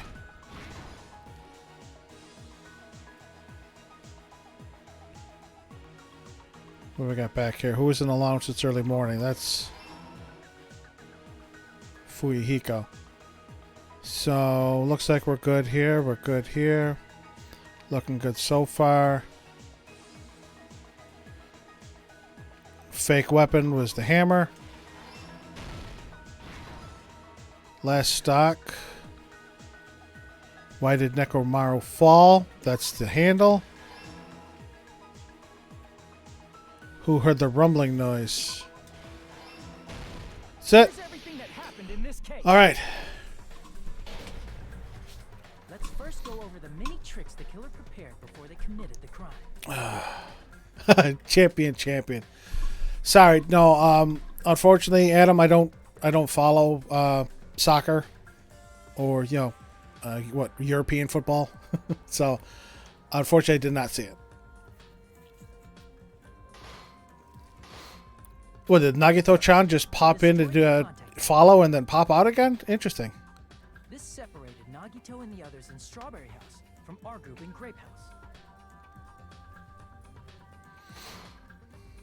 Next, they lured Nekomaru out by himself by turning back all the clocks in the funhouse by 2 hours. Don't worry about it, Chaco. Additionally, in order to secure an alibi, the killer went to the Strawberry House Lounge. I was going to have a soda.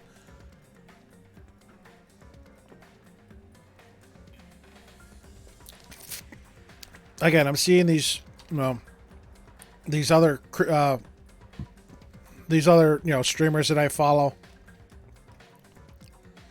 Imagine if my football team won the Super Bowl. That's how you feel. Well, you want to know what? Excellent. Good for you then, Adam. I'm glad that your team won. I hope you enjoy their victory as well as they will. Enjoy your celebrations that I'm sure are going to follow. Yeah, American football, I'm a fan. I'm not a fanatic of. So, I'll watch games, but I'm not so invested in it where I get so superstitious that I have to wear like the same shirt, sit the same spot, and all that good stuff. But good on you. Good on your team for winning. And set the wall clock's alarm to 5:30 a.m. After finishing their preparations, the killer went to Strawberry Tower with the necessary tools in hand. And again, I was saying that, I'm seeing these other streamers that I follow that, started streaming after me are celebrating, 100 subs, 200 followers and all that good stuff. And I'm sitting here with my stuff. I'm like, okay, have fun. I'm glad on them. Same thing there. They're hitting all these benchmarks. So I'm glad for them that they're getting up there and they're having some fun as well. From the octagon, which you can enter once you clear the final dead ring.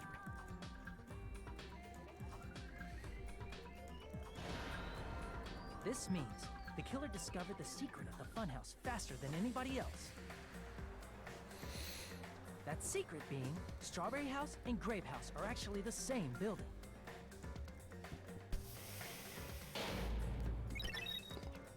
On the morning of the incident, Nekomaru woke up and headed over to Great Tower for a specific reason.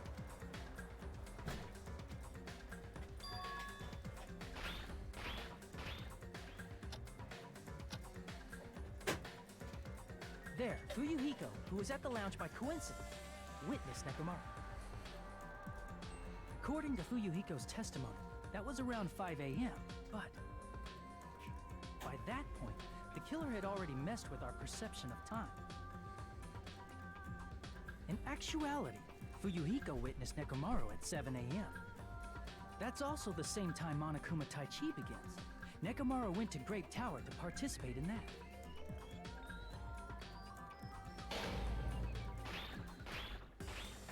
However, because the contact elevator was broken, Nekomaru was unable to go to Great Tower. I love how they keep So making him look like a robot. Strawberry Tower.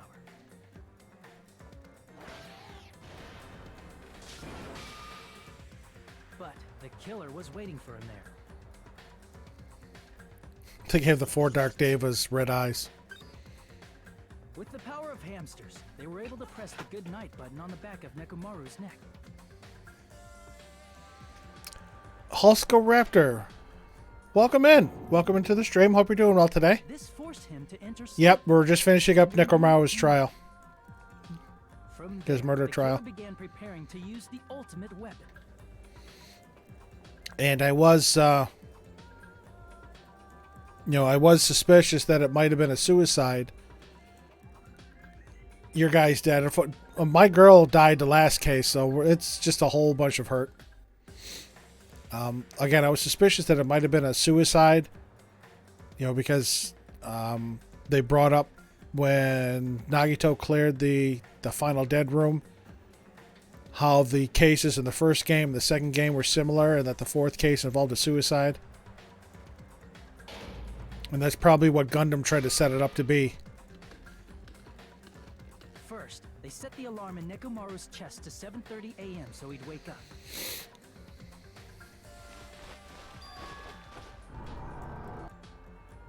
Then they tied him up with a metal wire, tied the tip of the wire into a loop, and hung it on the doorknob.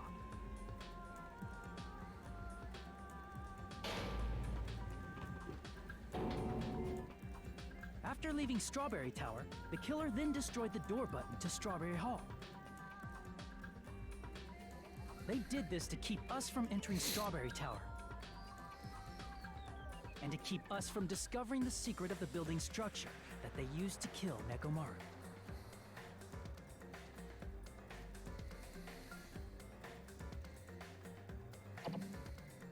Then, they used the secret octagon passageway to travel to Grape House. After arriving at Grape Hall, they pressed the button to open the door to the tower.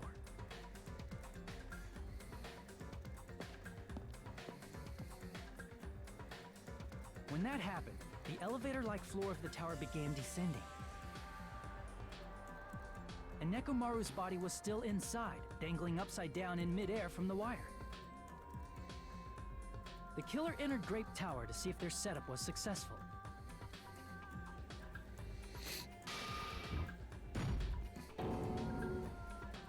And placed a hammer on the floor to look like the weapon, then wrapped a chain around the back door. This was done to make Did what I did, brought to you with it. enter the tower from Strawberry Hall.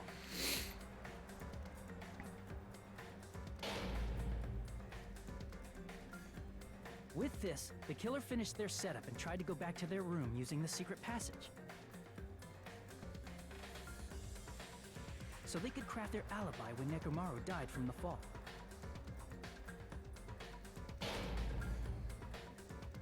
But something unexpected happened. Fuyuhiko, who saw Nekomaru earlier, was still at the lounge. As a result, the killer couldn't return to their room, and with no options available, time ran out.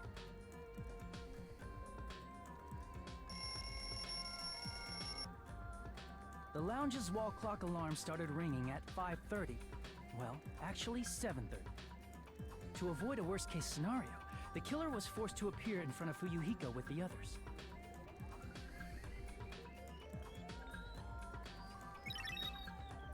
When the wall clock's alarm rang, that was also the same time Nekomaru was waking up.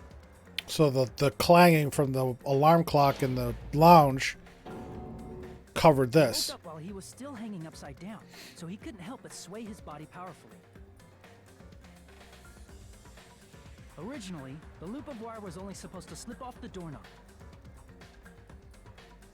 But because there was a heavier load than expected, the doorknob ended up breaking.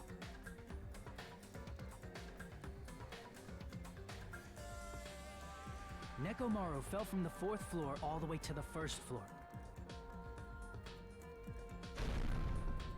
He crashed into the pillar, which decapitated him on impact, and died. The sound of Nekomaru's impact echoed throughout the funhouse. Should they should have to live with the guilt? See, some people are sadistic nuts, and that wouldn't bother them at all. But I can see your point. However, by this point, the killer's plan was about to fail, thanks to the broken doorknob and Fuyuhiko. Meaning, the killer is someone who wouldn't have heard the alarm if they were in the deluxe room.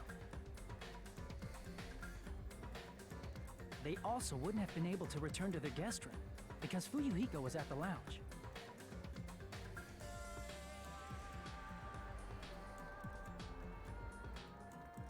Isn't that right? That someone is Gundam Tanaka. I can't think of anyone else but you.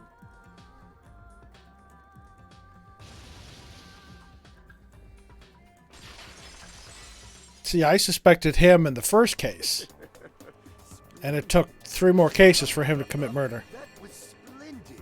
For a mere human, you did quite well. Stop. Stop it already. Stop using weird words. Like we see, Mondo has guilt over Chihiro's death. Right, absolutely. I'll friggin' kill you myself! I cannot believe it. I just Yep, Mr. Animals. cannot believe. You killed Nekomaru? I cannot believe something like that. You don't wish to forgive me, do you feel regret? Then finish it! Cast your impure votes For Gundam Tanaka. My beloved, deadly foes, let the voting time begin! I know we got it right, obviously. Let's see what I get here. I got 100. 100, 95, 100, 100, 100. 19! Oh, no, sorry. 55, 0 points. And another B. Shows how much this game sucks.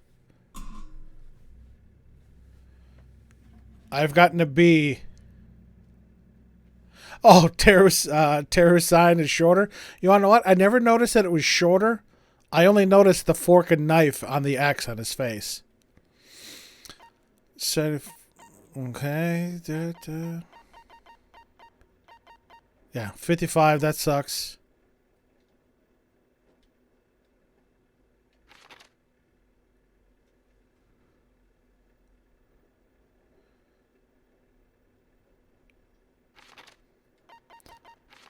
And this one I had to restart. Okay, I'm done. This result isn't all that exciting. Now then, please pull the lever in front of you and cast your vote. Who will be chosen as the blackened? Will you make the right choice or the dreadfully wrong one? Please pull the lever! What? I bit my tongue at the most important part! Okay, that was funny. All right, that was funny.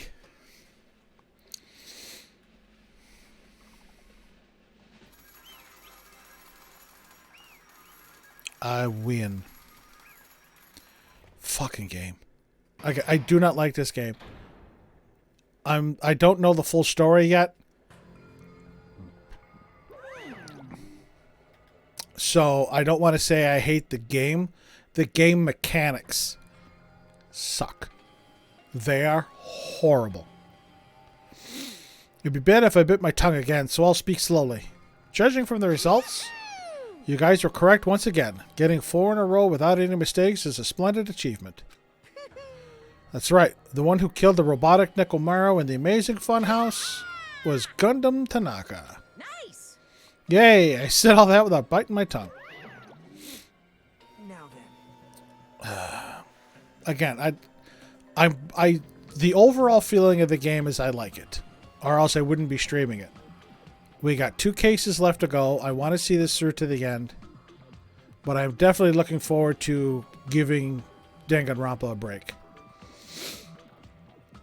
If I was more interesting, I'd be able to do some more like just chatting days, but I'm a boring individual who has nothing to talk about, so. Now that we've decided who the killer is, let's do the execution already and get this over with. Hold on. Whoa, Hajime. It's true the class trial is finished, but that doesn't mean the incident is over. We can't finish yet until we hear it from Gundam. Jeez. No matter what he says, it won't change a thing. Well, I have no right to stop you either, so do whatever you like. Fall, my tears. Why do you want to talk to the one who is lost? This too must be the will of causality. The loser merely leaves. It would just be unnecessary for me to say anything. Listen well. Is what I would like to say, but for honor's sake I shall correct one thing. Correct? How pitiful. You guys said I made Nekomaru powerless without fighting him. That, however, is a great mistake. Huh? Fine. Nekomaru did fight. That is no mistake. And because he fought, he lost. And died. Damn it! Lost and died? This, too, must be the will of causality. If he was just trying to cling to life, there are many ways he could have done so. However, he did not allow that. You. What do you mean? Explain. Fine then. I shall reveal it all. Let's make history. Within the final dead room, I discovered the secret of the funhouse. Now see, it does not surprise me that he was able to defeat that room. He is a very intelligent, very crafty, again, ninja-like individual, and his 4 dark devas of destruction would be a definite help in there. So it does not surprise me that he was able to clear it. And I devised a killing plan utilizing that secret. By tampering with all the clocks in the building, I succeeded in luring Nekomaru to the tower. And then this is what happened.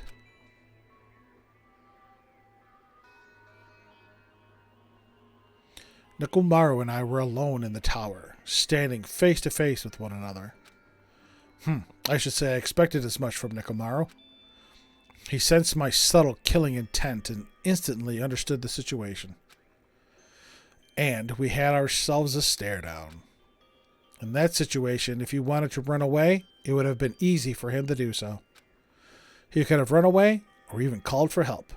But that's not Nekomaru's way. But he did not turn his back to me.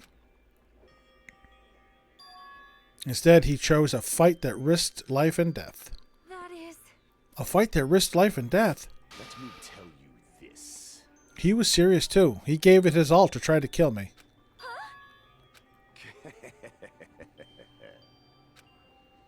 If I had died instead, the mystery surrounding the case would have been even more complicated. You would never know why I, the victim, went to the tower by myself. I can see it! Nobody would know that the victim, me, was actually the one who planned the whole thing. Okay, this is starting to echo back to Sayaka and Leon in the first one. Sayaka was actually the instigator and was going to be the killer ultimately. And Leon ended up killing in self-defense. Could it be? Nekomaru really did that?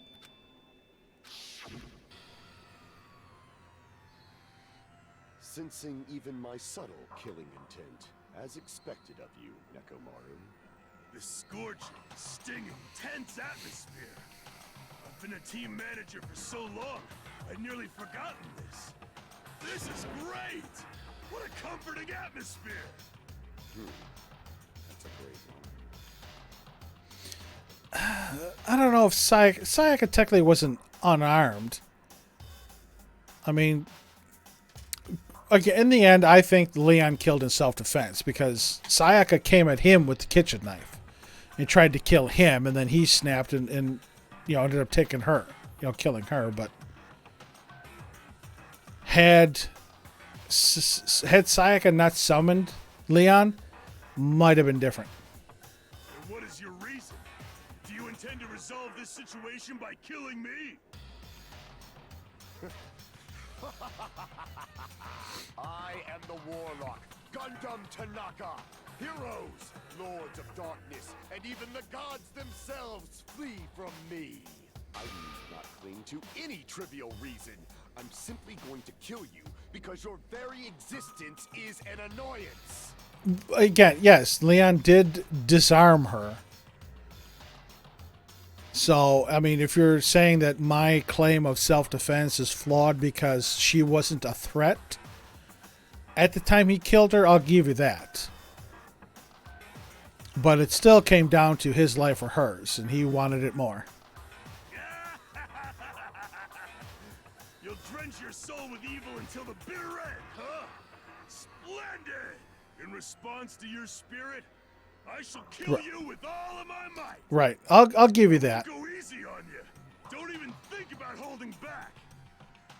Don't waste your breath on cowardly tactics. Give me everything you got. Nekomaru need I. Your blood will drench the foundation of my empire.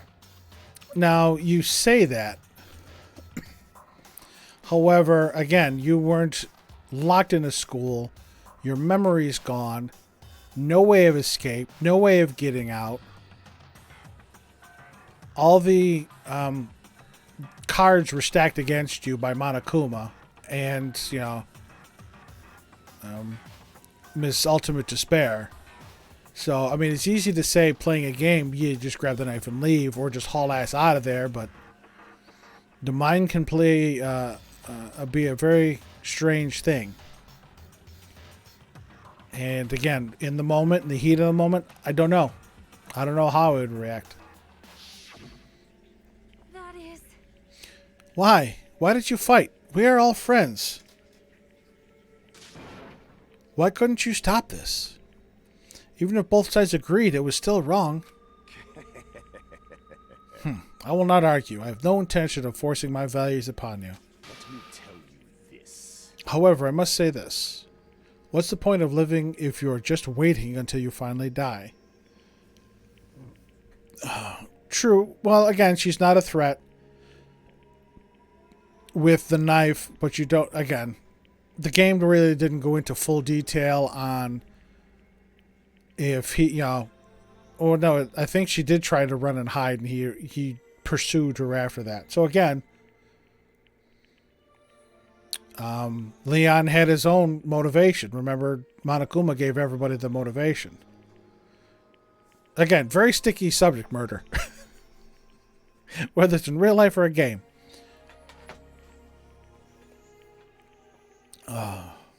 But getting back to this one, Gundam has a fair point as far as the get busy living or get busy dying. Are you living your life or are you merely existing? Living your life, in my opinion, is doing what you want, doing what you enjoy. Existing is just, going day by day until one day you're not doing it and then you're in the ground. And right, Jago, that's what I was trying to get at. They all wanted out. Leon found his opportunity and took it.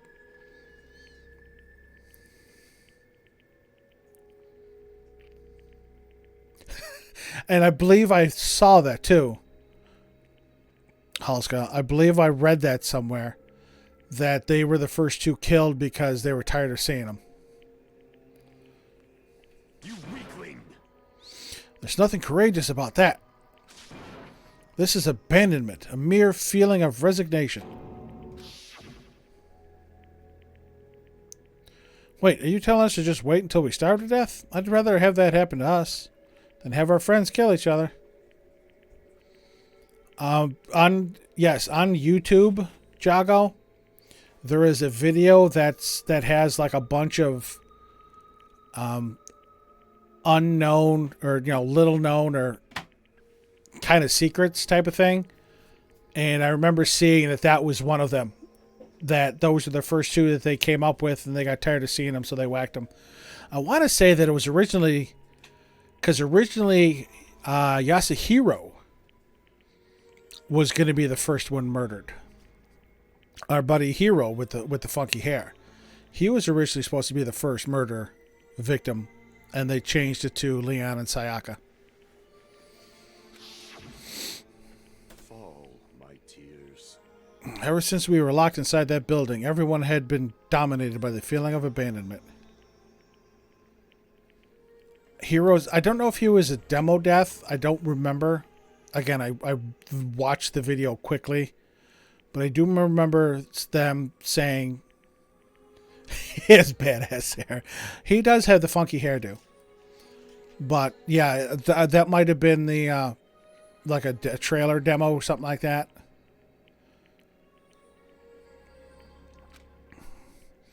However, nothing is born from resignation. That is simply a reason to give up.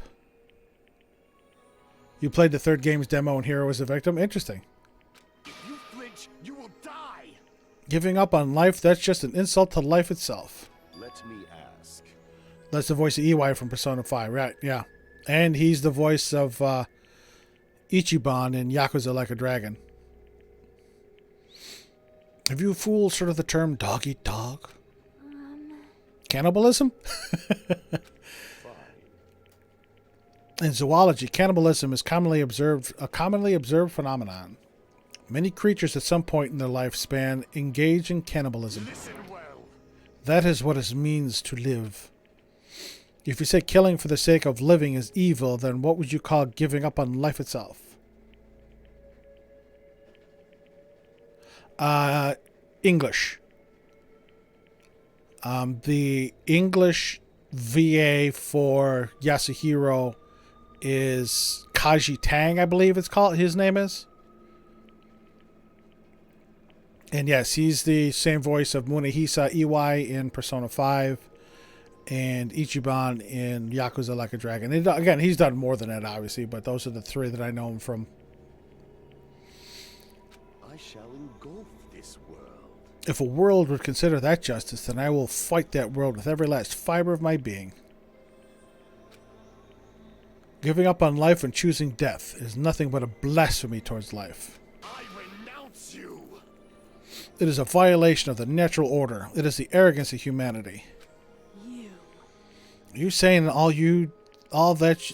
Are you saying all that to try to justify what you did?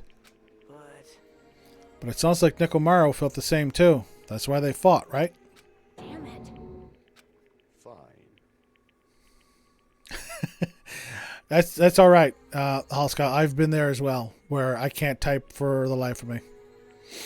That man had the courage to die when he needed to die. That is why he challenged me to our battle. Regardless, as I've already said, I do not intend to force my values upon you fools. I have betrayed you all. That is the absolute truth. Oh, my tears. But even so, don't you think it's a better alternative to slowly starving to death here? Oh, That belief is why you committed your crime. you... Hey, what about the final dead room? Did you do the Russian roulette too? Let's make history. Unlike Nagito, I only did it once, but compared to my battle with Nekomaru, that was mere child's play. Well, You know, after listening to you talk for a while, I'm starting to think that, well, it's also because you unexpectedly admitted your crime without much resistance. Gundam, don't tell me you didn't sacrifice yourself for our sake, did you? I can't believe you would ask such a foolish question. My name is Gundam Tanaka. Nagito's a pain in the ass for me in this game. Just who do you think I am? I am Gundam Tanaka, history's greatest monster. My cursed existence is feared by all mankind. There's no way I'd sacrifice myself for the sake of you fools. Fade like dust in the wind. Not in a million, not in a billion, not in 10,000 billion years. In the name of pandemonium, it is impossible.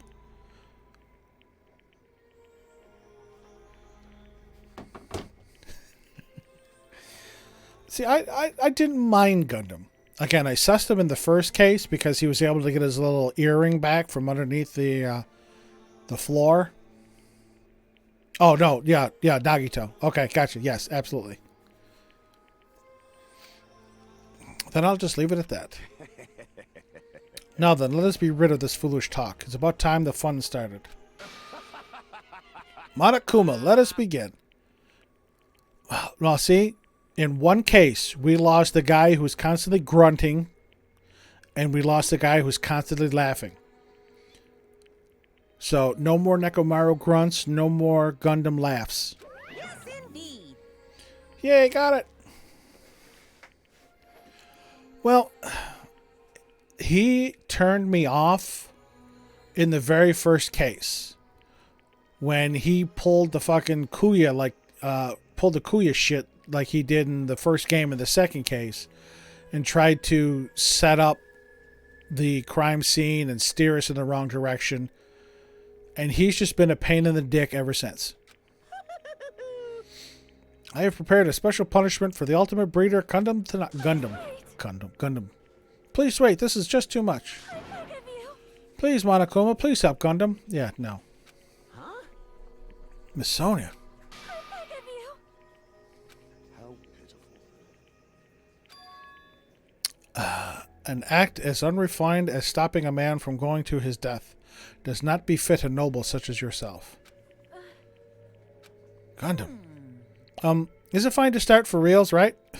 Fine. Yes, I do not mind. However, What is it, my four dark devas of destruction? Are you worried about me? Oh, my feared four dark devas of destruction. That is not like you at all. However, there is no need to fear. In this world, I am only a temporary visitor. I was simply visiting for a moment, and now that my duty is complete, I must return to the darkness.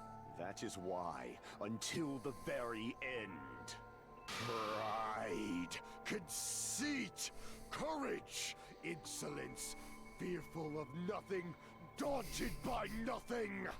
Let us laugh uproariously! That is Gundam Tanaka! I shall stick with my evil until the very end! Open sesame pandemonium! I shall fill hell with true hell! Sonya should get the hamsters. Punishment time! I don't know. The hamsters were complicit and an accessory to murder.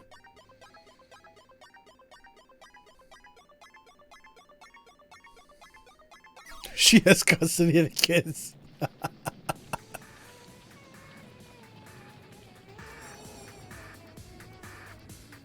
At least 2 hours.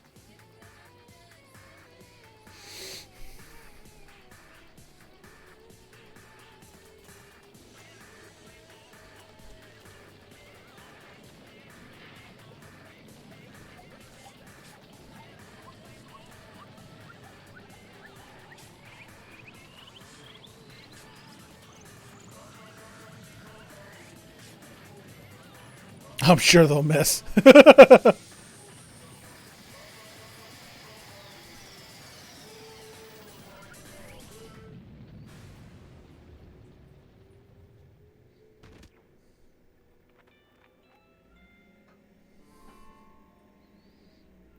He was killed by animals. He's a breeder. Animals carrying food, of course.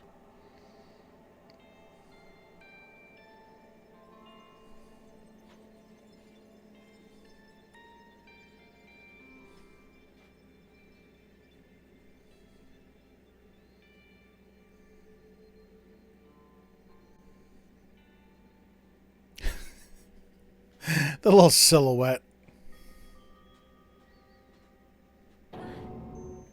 Gundam. No, no. See, I've had my doubts that Sonya is the true noble, but that she might be the traitor.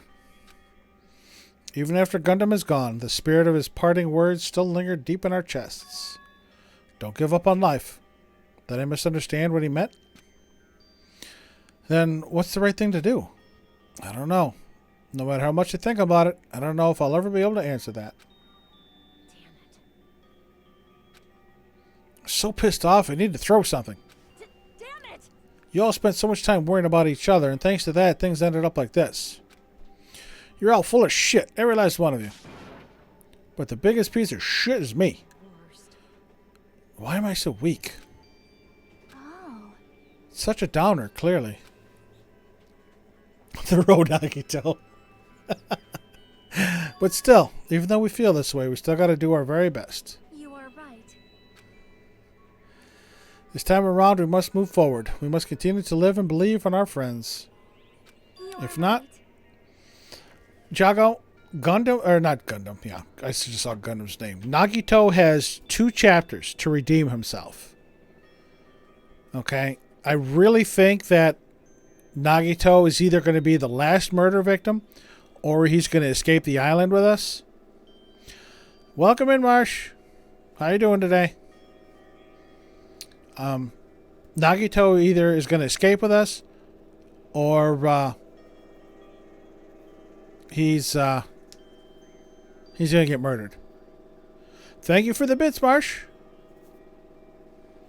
2 chapters too many. Listen, everybody's got to have a redemption arc. As much as he's a pain in the ass, he has to have at least get some redemption arc. Gundam will most likely crawl his way out of hell, and I presume he will be very cross with us. You're right. You're right. We shouldn't just stand here. I mean, if it's not like this is over. Nagito lost that right a while ago. Well, I don't know about that.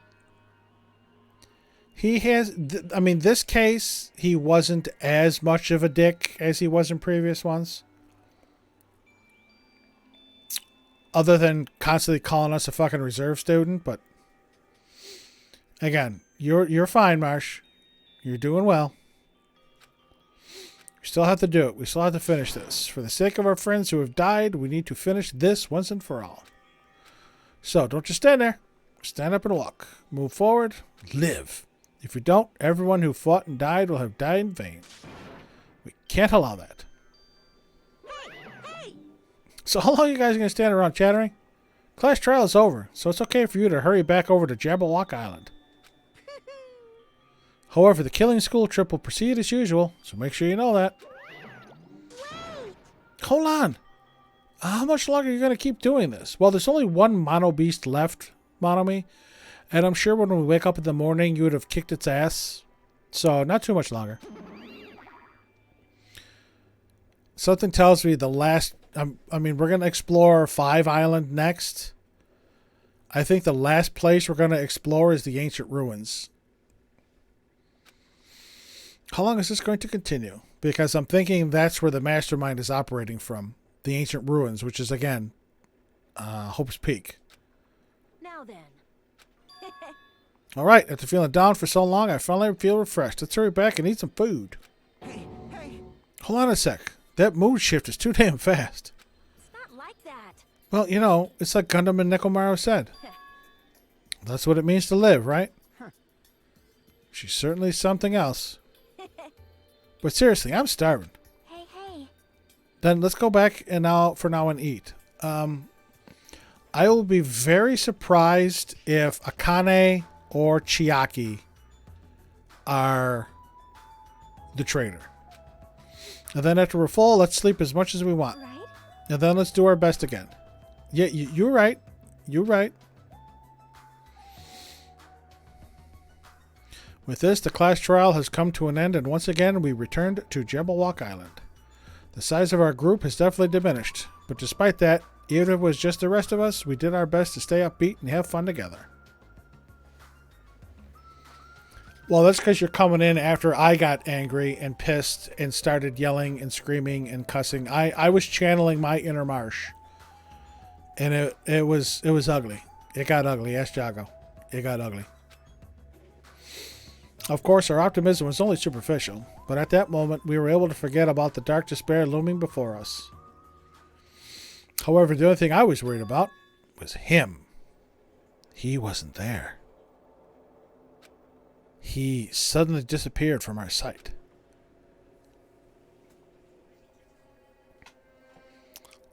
Hi, Nagito. Yep, I'm definitely lucky. I never expected to obtain so many valuable things from a simple game of Russian roulette. Thanks to that, I was able to learn the identity of our true enemy. Nagito. And before everyone else, too. But it's just too funny. I mean, no one could tell that I was lying. Huh?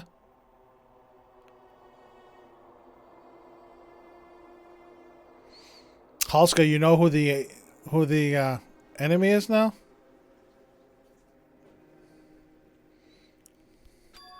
There's no way the file had just Hajime's information.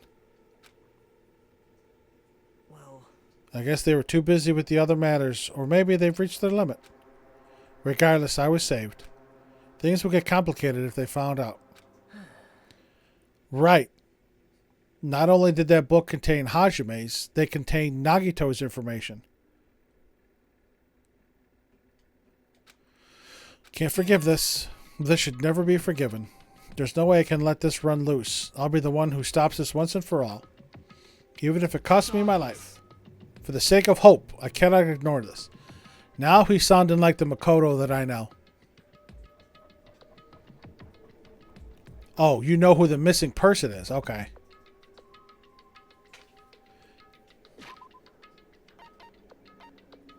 Well, there's not too many missing persons. I mean, Hajime was there. Nagito. Kuya's dead. Gundam's now dead.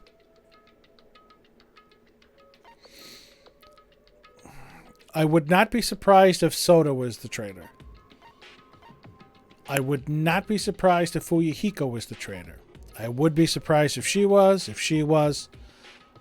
I would not be surprised if Sonia was. And I think everybody else is dead.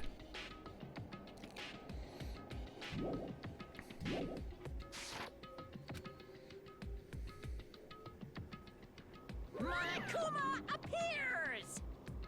Who summoned me? now then. Thanks for coming. What's this? Why, it's the lonely little Nagito. Are you all alone tonight, too? What's the matter? So what's up? Your face looks scary. I see, so you can tell. Ah, perhaps you found out who the traitor is? You know me well. Well, Is what I'd like to say, but unfortunately I haven't learned that yet. I see. So even you don't know, huh? Looks like the final showdown is going to take a little more time. Hello. So why'd you summon me anyway? Were you finally going to confess your love? Hey, I summoned you because there's something I really need to ask you. It's about the special prize from the final dead room. Oh yeah, what about it? There was information about 16 people in the file I received. But isn't that weird? Say what? What's weird? you don't even know? Well, there's a traitor from the Future Foundation hiding among us, right? Including that person, the total number of students would be 16. Including that person, the total number of students would be 16, right? Isn't that right? But this file contains documents that were created at Hope's Peak Academy, right? Of course. That's right. I just reused the stuff that the former headmaster spent a lot of time making. But If this file even contains information about the traitor, was that person also a former student of Hope's Peak Academy? Who knows? Huh, I wonder. hey, Could it be? Is this your doing? Did you slip false information into the file? Were you trying to keep us from learning the traitor's identity by obtaining this information? What's wrong with that? If it's my job to heat things up, it's okay if I do something small like that, right? well, It's not my point. right? My point is you already know who the traitor is.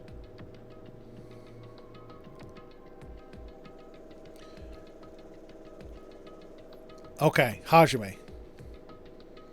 I would not be surprised if Hajime is the traitor and Monokuma slipped false information that he was only a reserve student. What's wrong with that? You're getting all riled up. Well, you are splendidly correct when you say I knew who the traitor was all along. But even though I know who it is, why do you think I ignored it on purpose? It's just like Monomi after losing her magic stick. The traitor's existence means absolutely nothing to me. Their existence means nothing, huh? No, no. Well, that's just how I feel. I'm sure you guys feel somewhat different. After all, that person is the evil Future Foundation lackey who's putting you guys through this awful stuff. See, here's my problem. I played some of Ultra Despair Girls, which is basically Danganronpa 1.5. And Nagito was the butler of the evil not the evil corporation that was behind the destruction basically of the planet. So Marsh, thank you again for the 15 bits. And now for some reason the bit noises. There is so many audio issues going on today. I don't know what's going on.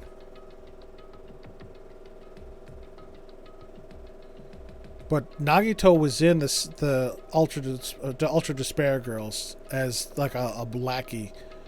So I'm wondering if it's Nagito. That's not entirely true. I didn't really come here to fight or anything like that. Instead, I came here to offer my cooperation, you know? Cooperation? Hey, Your purpose is to fill everyone on this island with despair, right? That's why you're intentionally letting the traitor do as they please, right? Yep. If that's the case, I might be able to cooperate somewhat too. right? However, in exchange, I want to know who the traitor is. Well, what the fuck are you doing, Nagito? I see. Interesting. Very interesting. No, no, no. Obviously, that's a big no-no. I mean, I want to make everyone in your group feel despair. That includes you too. Yeah, those whacked out eyes again. Well, I knew you would say that. Besides, I wouldn't be able to handle the sadness when you inevitably betray me later on. Just as I thought, you saw right through me. You're right. No matter what situation I find myself in, my core way of thinking will never change. In order to create absolute hope that shines brightly, stepladders such as myself and despair exist. You're right. You're a true believer of hope after all.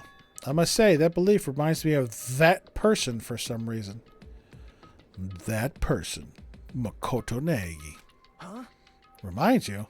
I don't know what you're talking about, who you're talking about, but if someone as worthless as me reminds you of some other person, they must be extremely unlucky. Oh, look at the eyes again. Like... But you're just as unlucky, right? I mean, the fact that you're even involved in something like this. Wow. Am I?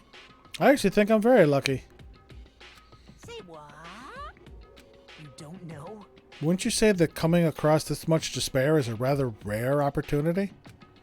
I can't rely on anyone on this island. That's why I have to be the one who does it.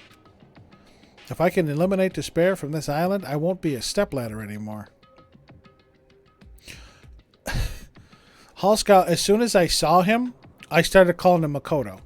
Because, yes, they have the same voice, English voice actor. The hair, the jacket, the face, they all remind me of Makoto. That's why I call him Makoto on occasion. I'll become true hope.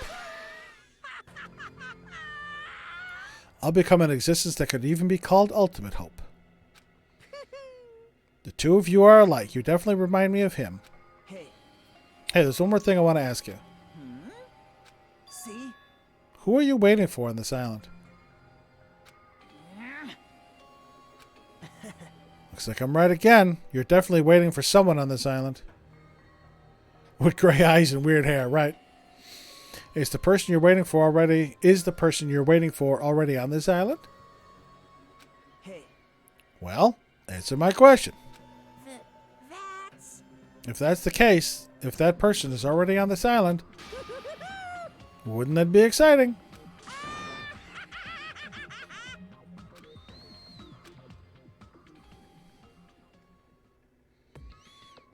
All right, time for the clock to move again.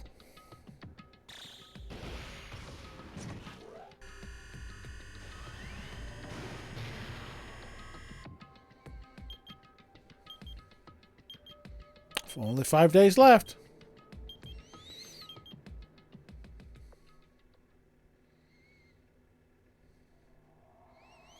The ultimate robot's dream of clockwork. End. I have no idea, Tosca. Again, we're going to find out. Eventually, I would imagine. Again, that's probably the biggest reason I'm still playing this game. Achievement unlocked. Bred for destruction. I received a Hellhound earring. I am still playing this game because I want to find out what happened to my girl Mikan. And I want to find out, obviously, the end story of the game.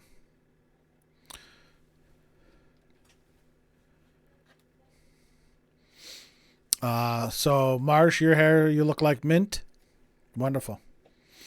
After being released from the fun house, we went back to living our less than ordinary lives.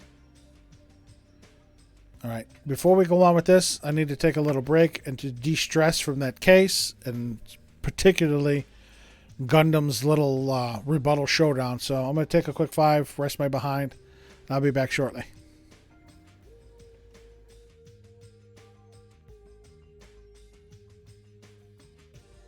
And I will do those all, Jago.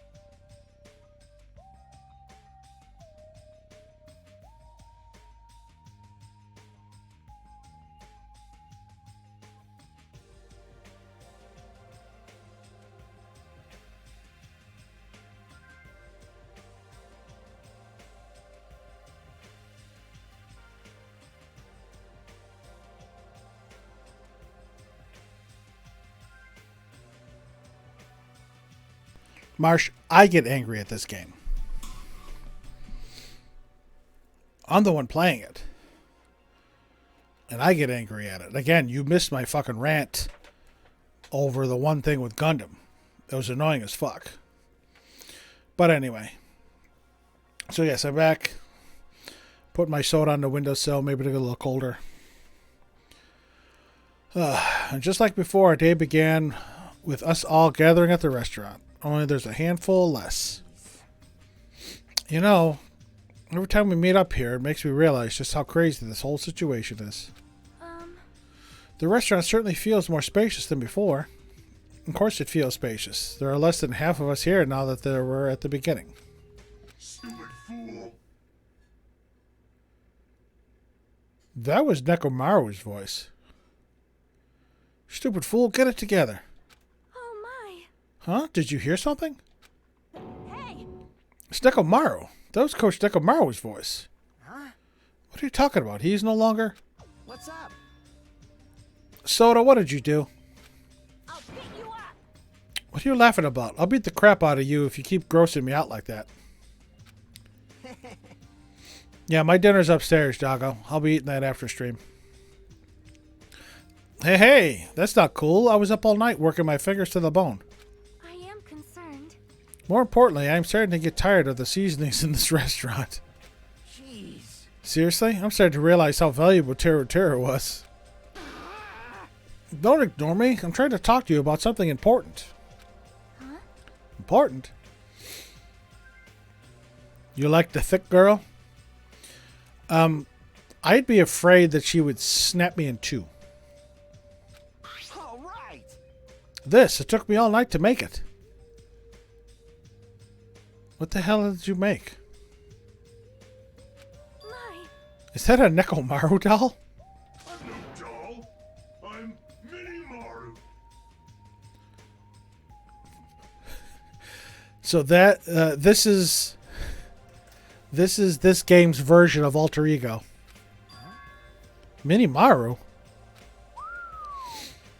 I took some parts from him to make it. What do you think? Awesome quality, right?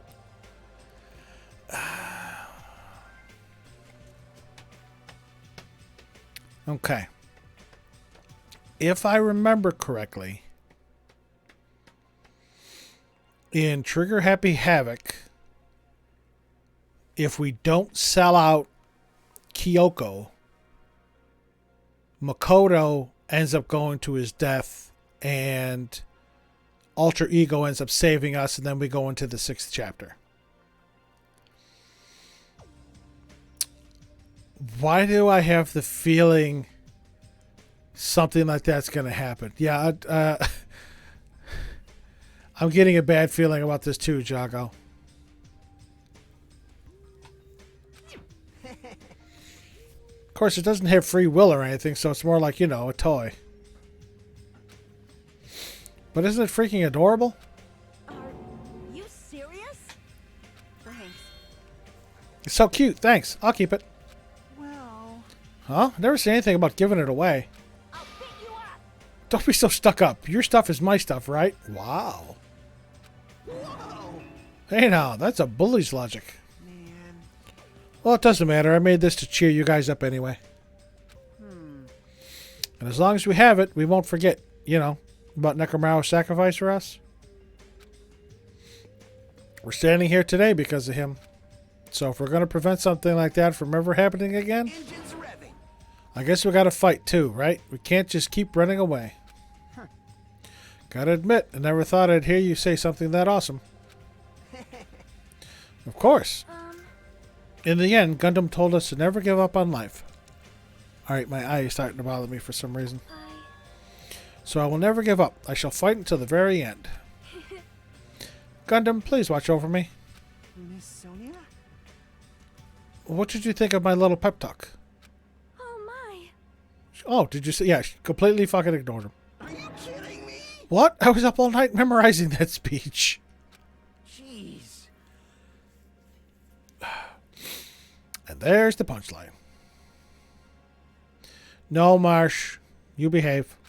I really like this. Thanks, Kazuichi. I am Mini Maru. I'm only half as happy to be thanked by you. I don't know. That's right. Oh, by the way, you can also use that to massage your sore muscles and pressure points. You serious? That's amazing. Of course. I made it after all. Seriously, thanks. I'll take good care of it. Akane looks really happy. Hey, hey. Anyway, what happened to Nagito? I haven't seen him like I usually do. You don't have to worry about that guy. He goes solo all the friggin' time.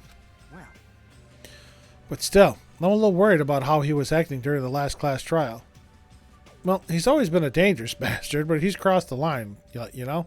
hey, hey. Then that's even more reason we should avoid him. But still. But even if we do avoid him, what are you going to do if he approaches us? Nagito's sudden change was really weird. I wonder, did he figure something out that we're not aware of? Yeah, he did. Now then. Anyway, Hajime, isn't it about time you told us what that was all about? Huh? That? You know, what Nagito said during the trial? You still don't realize it. Jeez. Get it together. You're supposed to be the symbols of hope, aren't you? Ah, I forgot. Except for Hajime, of course. Hey, bastard. What do you mean by except for Hajime? Are you really the traitor after all? No, it's not like that. Fucking Nagito said it during the trial. I didn't really want to say it, but I guess I have no choice. To tell you guys the truth, unlike the rest of you, well, apparently I was never part of Hope's Peak Academy's primary department. Well, again, Marsh, it could be that we don't know Nagito's full story arc. We still have 2 chapters to go before we find out what's going on. Again, Nagito could be the pain in the dick at the beginning of the game and turn out to be the GOAT at the end. We gotta see. I'm a reserve corps student from the reserve department. Huh? Reserve department? It means, unlike you guys, I don't have an ultimate talent at all.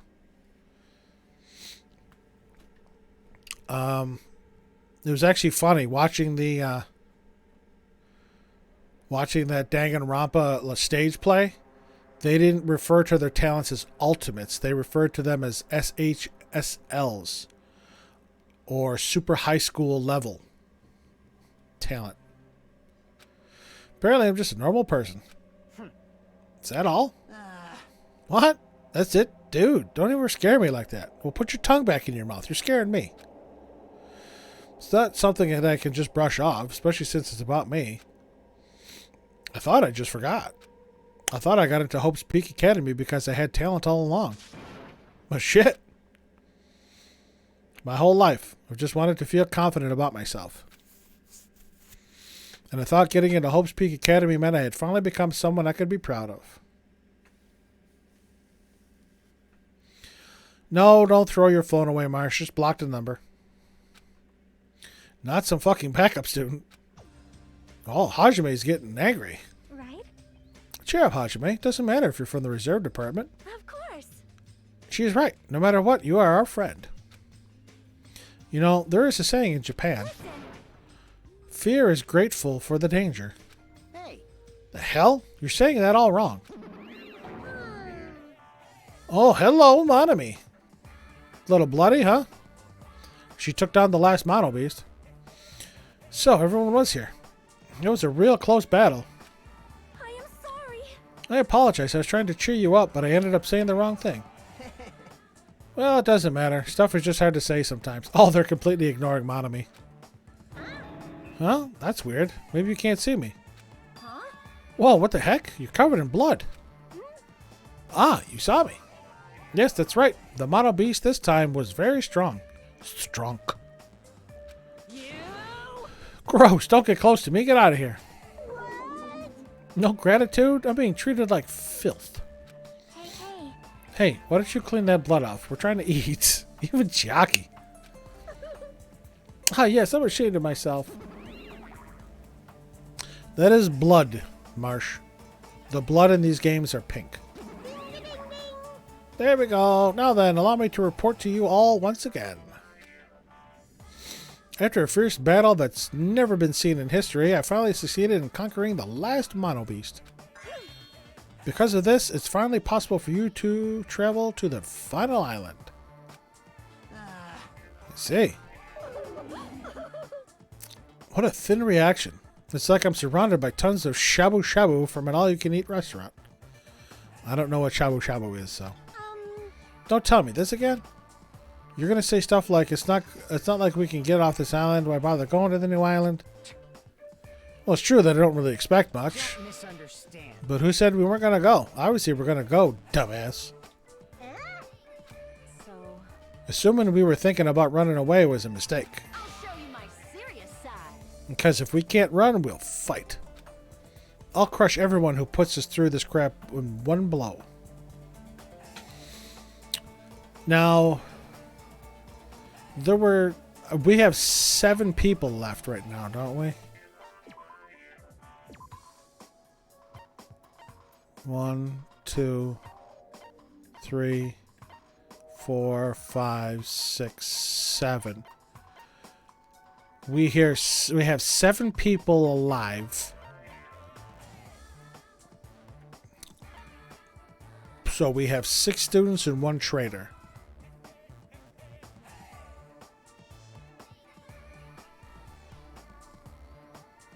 We had 6 students leave Hope's Peak in the first game. So I'm wondering if we're going to have a false murder, have Hajime blamed, get saved somehow, and come back and fix all the crap. I'll crush everyone who puts us through this crap on one blow. Fight? Seriously? That fearsome group is called World Ender for a reason, you know. What are you saying? Why, you... Did you forget what you said earlier? Hey! Dumbass, I only said that because I was trying to impress Miss Sonia. What? Don't brag about that. Settle down. If you have the power to fight amongst yourselves, then direct that power toward our enemy. All right. No, then let us go forth. Offense is the best defense. Damn right. You're right. Now's not the time for us to be bickering. I don't really get it, but when Miss Sonia talks like that, my blood starts to boil. Again, I just have this feeling that Sonia is the traitor. All right. I'm getting pumped up. Let's charge our way to that new island. Starting to get pumped up. Future Foundation, Monokuma, Monomi, I'll crush them all at once. Even me? You guys seem reliable. Hey, don't talk like you're not included. You're our friend too, you know. You're right. You're right. Leave it to me. Then I gotta do my best too. As we left the restaurant, the expressions on our faces were clearly different than they were before. They were filled with strong will and determination. Armed with that, we began walking toward the last island, but the clouds in my heart still lingered. Couldn't stop thinking about the reserve department, and that filled me with a strange, uncomfortable feeling, like a small bone was lodged in my throat. But I tried not to think about it. Tried to stay focused on moving forward. Chapter 5, Smile at Hope in the Name of Despair. The fuck is going on behind the chapter title? With the Mono Beast gone, we crossed the 5th bridge and arrived at the final island. It fucking took us right there. So this is the last island. Enormous buildings towered everywhere, as if the entire island were one gigantic city. Now, again, spoilers for those who haven't played or seen any playthrough of Another Despair, Ultra Despair Girls, but it actually takes place on an island. So it's kind of funny that this game is about islands. Yeah, Marsha's gone off the deep end again. It felt very sci-fi, as though the island was a snapshot of an urban metropolis from the near future. I guess it has an ambiance befitting of a final island.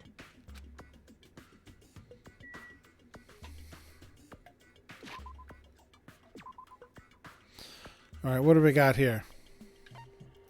We got a vendor street, a plushie factory, Jabberwock military base, and Sea King Industries. Interesting. Well, let's check on our pet first. Oh, I gotta take a step. There we go. Nope, we got Snake and me back.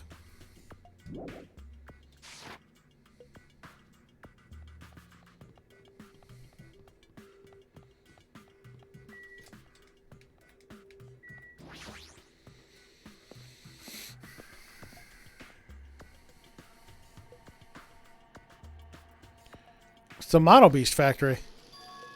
There's a bunch of strange machines lined up in all directions. It feels very sci-fi. Sea King Industries. Huh? They're a company that specializes in manufacturing electric insulation and other machine parts. They're a mid-sized company with only 100 employees, but they're the biggest corporation on Jabberwock Island. And this place looks like a research facility. For a mid-sized company, this is a pretty nice facility. I guess so. I only read about them in a pamphlet next to the reception desk. Besides, the size of the company isn't the issue here. What's going on? This company obviously doesn't make machine parts, so just what the heck are they making here? He's right. It's like they're making something more dangerous. Seems like it might be a good idea to thoroughly investigate this place. They're making Mono Beasts. This machine is making another machine. The finished product looks like it's modeled after a four-legged animal. Hey, doesn't that animal-looking machine remind you of anything? You talking about the Mono Beasts? Maybe. Is there any chance that those Mono Beasts were created here? The Mono Beasts were created here. Fine. Yep, that's what this place is for. No matter how much you insist it's a game, people won't be convinced if a place like this doesn't exist, right? That's why it's just fine. There's something wrong with you. The hell did he mean by that? He wasn't making any sense at all. Doesn't matter who's convinced, because I'll never be convinced. What's going on? I mean, this place is for manufacturing machine parts. Why are they able to create such a dangerous robot in a place like this? Does this mean Monokuma took over this place and modified it to do this? Damn it, I don't even know what I'm saying anymore.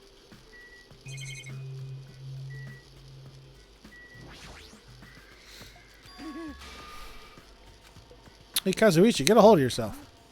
Huh? Why? Why? Because you're just you started laughing all of a sudden. Well, obviously, what else am I going to do except laugh? I mean, it's just so childish. What are you talking about? Hey. Well, there's a computer over there, so I started snooping around to see if I could find any clues. Whoever was using this computer must have been sending emails to his buddy or something. He was probably trying to write a manga or something. He sent one of his story ideas to his buddy. It was such a horrible, delusional story. I was so embarrassed to read it that it gave me goosebumps. Delusional story? So what was written in the email anyway? Well, I'll start with the idea for the story. Apparently, global riots are occurring in various regions around the world. And these riots were caused by high school students. I mean, seriously, that's not realistic at all. Yes, it is. It's describing what happened after the 6 of the other crew got out of Hope's Peak. So these riots just kept growing as people grow more dissatisfied and frustrated with society. Until eventually it spreads like an infectious disease all over the world. Footage of the riots started getting circulated and strange incidents started occurring one after another. A hopeless anxiety instantly spreads throughout the world, and the end of the world gets closer and closer. End of the world? I know, right? Sounds like something a lame high school band would think of as a song title. Whoever wrote this needs to come up with better story ideas, because this wasn't realistic at all. Thank you, Halska. And yes, we finished up the trial. We're investigating the last island. I mean, students causing a riot on that scale is totally impossible. I'd never believe it for a second. Yes, that was the original Hope's Peak graduating class. I think class 98 they were called. Scoliosis isn't fun. No, it's not. But I learned a valuable lesson. I should always delete embarrassing emails right away. Hey, about that. Are you sure it's okay to say that it's just a made-up story? Well, of course. I mean, unrealistic things might happen in real life from time to time, but Of course not. there's no way this is real. It's more impossible than a notebook that kills people just by writing it. Wasn't there a movie about a notebook that killed people by writing in it? You're right. You're right. It's just a lot of unimaginable things have kept happening to us, so maybe I'm getting a little confused. But the world ending? There's no way something so unbelievable could actually happen. This automated machine... Death Note? Okay, again, it sounded familiar. This automated machine looks like it's making something. It's like it's making a female robot. Is this a mannequin? Maybe... It's a humanoid machine. Is that a robot? You serious? Seriously? How can they make robots? Hey, just how far did technology advance without me knowing? Jesus, easy there, Soda. Do you think Nekomaru was made here? That was close. It's a similar humanoid robot. It's possible. Maybe. Hey! But why would a company that manufactures machine parts have access to this kind of technology? I don't know. Maybe this place is somehow connected to the Future Foundation, too. Well, at any rate, it's clear now, isn't it? What's clear? See, I'm thinking... Okay, now that I'm thinking about this, I'm thinking that Nagito is the traitor because he is a member of the Future Foundation, which was created by the that graduating class from Trigger Happy Havoc.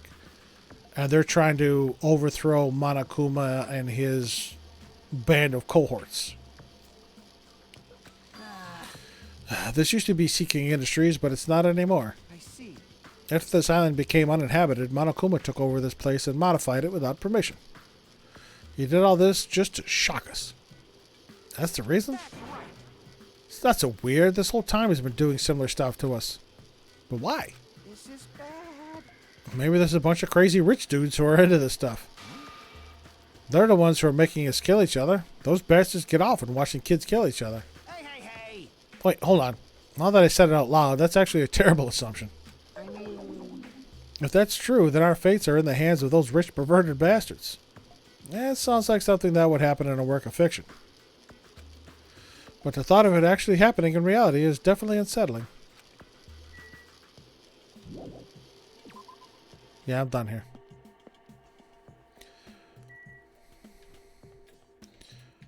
That hole in the building looks like the Mario M from Super Mario Sunshine. With like the M shape and the two dots on the top.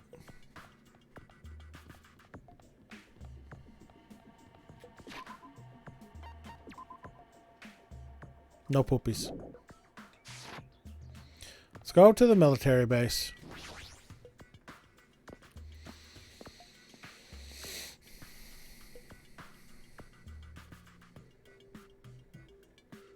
That thing over there.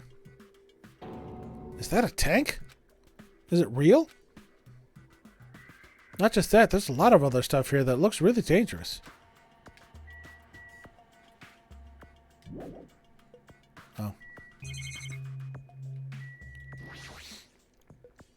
Is this a military truck? Unlike the airplane at the first island, this looks like it actually has an engine inside. I don't even know how to drive. And besides, it doesn't look like I can escape this island by driving off it.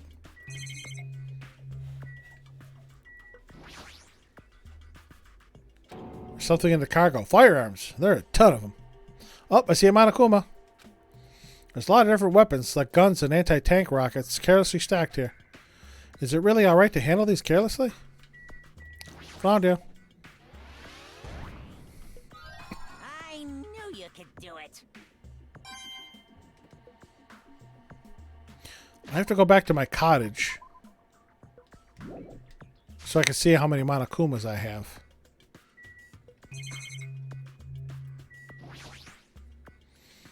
This is the tank, right? Is it real? Can it move?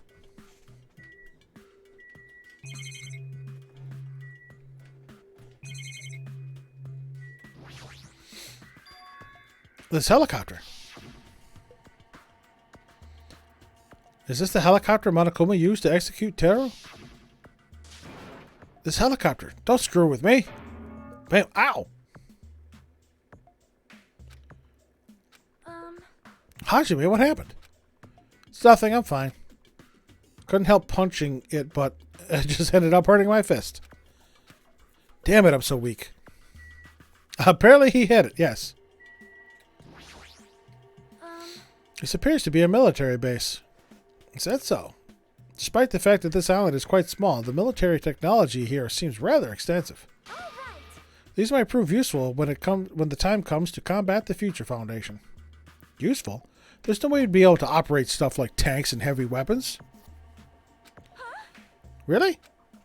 In my country, even a child in grade school can operate a tank, no problemo. No problemo. I think he wanted to punch it to see if it was real. But again, you know, comic relief. A course in modern warfare is a required class in all our grade schools. An obsession with anime, and now this? Sonia's country never ceases to baffle me. However, Weapons are only weapons when humans start to use them. I am concerned. If no one uses them, they are nothing more than scrap metal. I say that when it comes to gun control, because I have the laziest goddamn guns. They've never shot anybody, yet there are guns out there constantly murdering people. Just happened in California this week. Don't blame the disgruntled employee that shot the people. Blame the gun. You're right. You're right. Unfortunately, this stuff in the base probably won't be useful to us. Please wait. No, that is wrong. Huh? Well, I have discovered a puzzling document in the tank operator's seat. That's the Future Foundation's insignia. Jabberwock Island Development Plan. What is this? However, I assume it belongs to Monokuma, and it was placed rather ostentatiously. I do not know how much we can trust it. Do you think it could be a useful clue? Monokuma probably did leave it. Like you said, it's hard to know how much we can trust it. So what does it say? Beyond what is written in here, I do not know much. well, But it does document Jabberwock Island's redevelopment plan at a considerable length. What is that plan? To place Jabberwock Island under the Future Foundation's control and prepare it as a central headquarters. Central headquarters for the Future Foundation? I thought Jabberwock Island was a tourist destination. Why would the Future Foundation be interested in it? In actuality, there was something written in here that caught my attention. The travel agency that managed Jabberwock Island went bankrupt, so the island was uninhabited for a long time. Because of that, the island was unaffected by the incident, which allowed them to easily gain a foothold. Again, I think the Future Foundation are the good guys. Wait, hold on. This place was uninhabited for a long time. If that's true, the maintenance here has been way too attentive. The items at the supermarket are always stocked, and the hotel is still really clean. Could that... I think they forgot a word. Could that the Future Foundation's responsibility? I think B. Could that be the Future Foundation's responsibility? But more importantly, what's the incident? What does it mean that the island was unaffected by it? The incident is the worst, most terrible, most horrible incident that ever happened in the history of mankind. I cannot discern that from this passage alone. Simply reading this will not help me grasp what those words mean. well, However, there's one more thing that caught my attention. There's more? But wait! There's more. Do you remember the guidebook to Jabberwock Island in the library? I do. It was written there that the Central Island houses a large administrative building. However, we could not find that building anywhere. We even commented on how strange that was, right? however, But according to this plan, the building that the Future Foundation is planning to use for their headquarters is the ancient ruins. Could it be that same building?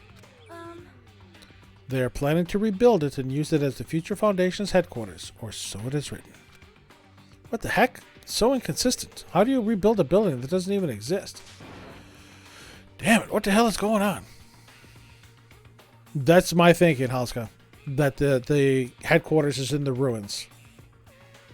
Similar to how the school had the data center and Monokuma's controlling room.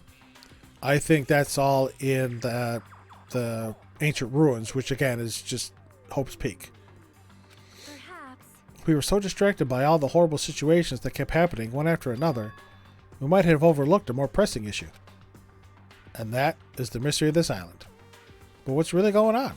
This mystery doesn't make any sense. No matter how much we think about it, there's no reason behind it. It's a goddamn...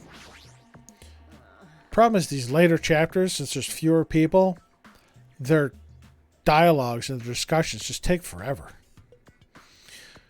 I should have timed that. That was probably 10 minutes with Sonia. Man, this place is boring. Boring? What are you talking about? There's a tank here. You. Huh? I like strong dudes. Weapons don't excite me at all. Well, I'm out of the run with Akane. I'm not a strong dude. Obviously. A real man fights with his fist. She brought the mini Maru with her.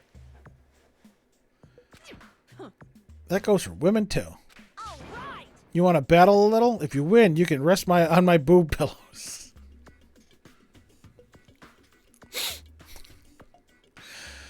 Yes, Halska. Soda Kazuichi took some parts and made a mini Maru, which is pretty cool.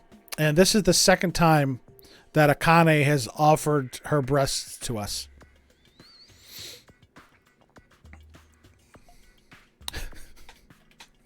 We can rest on her boob pillows.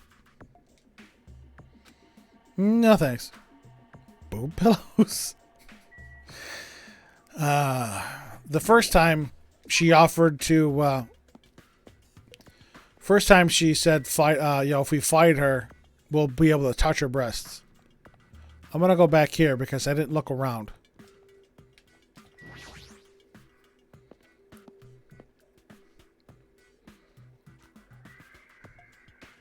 I just looked straight ahead. I didn't turn my camera.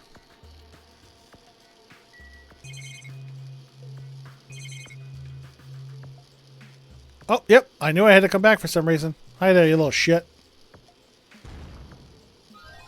Huh? Are you serious? Little fucker, I'm glad I came back.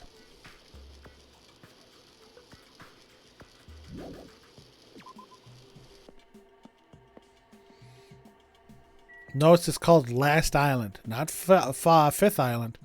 Last Island. Alright, found the Monokuma there, found the Monokuma here. I'm going to the plushie factory last. Which is probably this. Factory, yeah, I'm going there last. Poopies? No poopies yet. Yeah, Vendor Street. And then I think it wraps it back around. Yeah. Okay. We're going to go to Vendor Street and then the... Okay. And then we're going to the plushie factory last.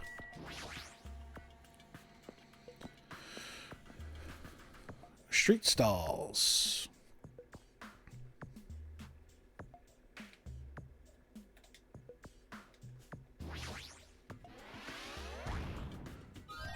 No.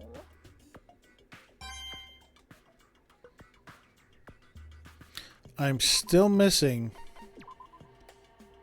a Monokuma for the first island.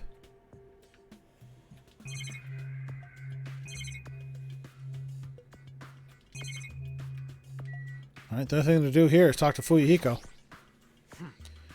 I was wondering who was lured here by the smell. I expected Akane, though, not you. I wasn't lured by the smell or anything. Anyway, Looks like this street is full of food vendors, but as you can see, there's no customers or staff. Only the food is here. Normally, a street like this would be bustling with activity, but there's no one here. It's actually pretty creepy to think about. I got what I came for. I got the Monokuma. Alright. Plushie factory.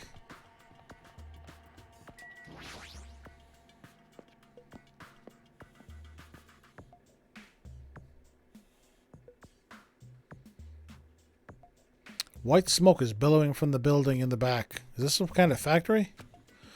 But if it's got Monokuma's face on it, I'm sure it's a shady factory anyway. Hajime. Good timing. What's up, Chiaki? See? This building clearly looks suspicious, right? I was thinking it might be good if I thoroughly look around inside, but Well, since it clearly looks suspicious, I thought it'd be dangerous to go alone.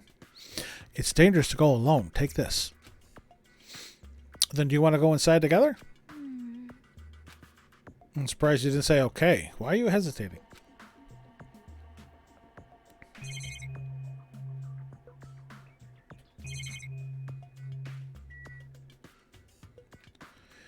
Alright, I don't see any Monokuma dolls out here. You... Hey, Hajime, you're the kind of person who waits until the very end to eat their favorite food, aren't you? Actually, I am.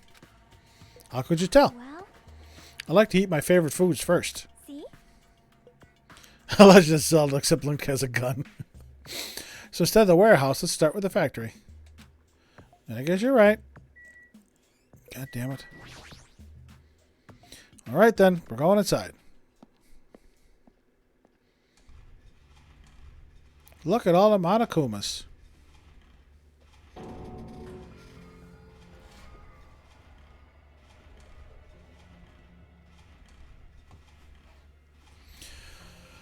That's a lot of Monokumas. The heck is this? What was being manufactured one after the other and being carried away on a conveyor belt was Monokuma. You're standing up kind of suspiciously. I've been found. Is that 4 or 5 Monokumas? The Monokumas are being tossed into this gigantic basket, one after the other. Better not be real. Picked it up with my hand. It was out of place. Thank you, Hoska. That one looked out of place from the rest. That was 4. Thank you, Jago. I see. So these are plushies. Monokuma plushies. Ah, the real Monokuma is sort of like a plushie too. But unlike him, these are probably actual plushies. Oh, isn't the resemblance uncanny? They're my life-size plushies. Life-size plushies? I was planning to hit the big time with these. That's why I'm making them like crazy. I'm gonna be rich. But you've made way too many. You're gonna be overstocked when it's all said and done.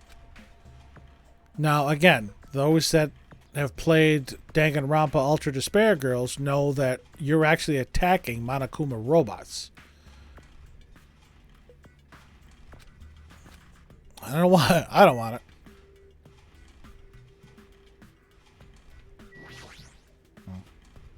The conveyor belt is endlessly moving through this enormous machine.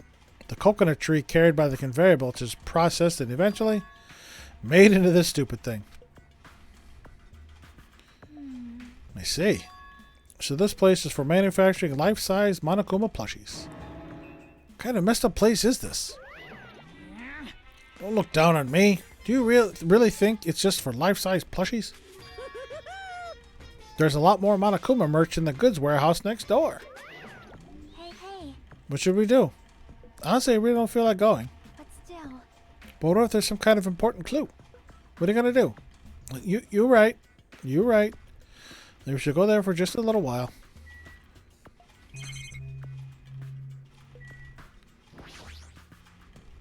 Looks like it's a break. Looks like the break room is on the other side of this door. Sounds like a place for housewives to gossip, but it doesn't really sound like there's anyone at this factory. Poopies yet? No. Okay. Yeah. Monitor, camera. I looked at that. I looked at that. I don't think there's actually another Monokuma to find in here. Because if we found 4, I'm thinking the last one is going to be found during the murder investigation. Or at least the investigation at the end. She's just blankly staring at the machine. Looks like she's taken it back too. Well, that's obvious, I suppose. Well... Halska, I'll get to you in just a second. But Joy! Thank you for raiding. Thank you for coming by. Thank you for bringing your crew. I saw that you were streaming a bit earlier. Yes, this is where I want to go.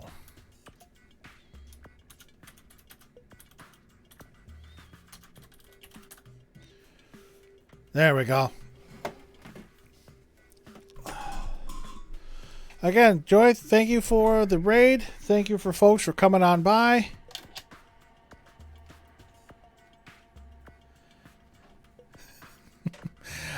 your webcam froze on your double chin face. I'm sorry that I'm laughing. And I'm not laughing at you, believe me. I had stream difficulties at the beginning too. I couldn't get my controller to work. I had issues with the sound, with the game. I had issues with my microphone. So yeah, I had stream issues today too. And when I'm done streaming today, I'm probably going to shut down and play around. Jalen, again, everything is good now. I'm going to have to do a little finagling afterwards. Jalen, I'm sorry, but best girl is Makan. Chiaki takes second place to her. Thank you for the follow as well. Welcome into the crew. But yeah, no, Makan, yep, Makan is best girl. And it's not because the first case she was spread eagle, and it's not because she showed her ass to me twice in one case. But Chiaki, again, there's no doubt that Chiaki is amazing. But Mikan is still best girl for me, and she will be missed. But anyway, yes, welcome in, everybody. We finished case 4. We're in case 5 now. Jago, thank you very much for gifting a sub to Jalen. Jalen, enjoy that sub. Enjoy those emotes. Welcome into the crew. Hope you're doing well. Hope you enjoy. And sorry, Halska, back to your question about Tuna. I just started playing the Yakuza series. I am actually going to be doing a Yakuza 0 stream on Monday during the day because it's Memorial Day here in the States and I have the day off. So, but yeah, I finished chapter 1, I guess, of Yakuza 0. I'm in chapter 2. I was doing a bunch of side quests and beating people up in the street, so I haven't done too much story. But I will be doing more on Monday during the day. So, in case 5 is your favorite. Again, I just started. I'm just finding stuff out, so it's gonna be interesting. You all missed, those of you that just came in, you all missed my cussing and swearing breakdown rant out of aggravation at the rebuttal showdown in the last case because it was just a pain in the ass and I ended up cheating again. So, again, overall the game is okay. There are certain mechanics that make me not like this game. And I've heard stories from individuals that have popped in and out of my streams saying that Danganronpa 2 is their least favorite game. And they watch others play it because they don't want to. But yeah, I've definitely broken down and gotten angry at this game a lot more than I have any other game. Which, again, is my fault. I'm letting a video game get the best of me. So, but again, you have to watch the VOD. It's Shannon, it's not pretty. It's not. Believe me, it's not. But anyway, let's get back into this. Watching Simple Machines is like reminding me of the games. Anyway, yes, we finished. The first is the weakest one, to be honest. Now, see, I enjoyed it. It was way too predictable. The first case was predictable. I mean, the case was a slam dunk. I don't know if I'd say it was predictable. Again, to me, it wasn't predictable. I'll say that. To me, it wasn't predictable. I did have some confusion at times with it. There were some good plot twists. Again, for those that didn't play, my favorite character from the first one is Chihiro. They're my favorite character from Trigger Happy Havoc, but yeah, this game is a pain in the ass. And again, maybe, I don't know. Yes, Chihiro was Pog, number 1. I got, I think, all A's in the cases in Trigger Happy Havoc. I think except one. I think I got a C. And This game, I've gotten B's across the board. The first 4 cases, all B's. Right, and then when I found out the true story behind Chihiro, I made the comment then that stuff in real life drives kids to suicide.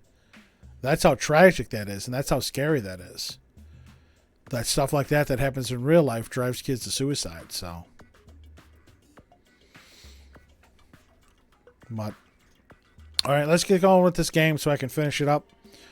Got about another half hour. Then I'm gonna go get dinner because I'm hungry. I'll shut down. I'll do a little.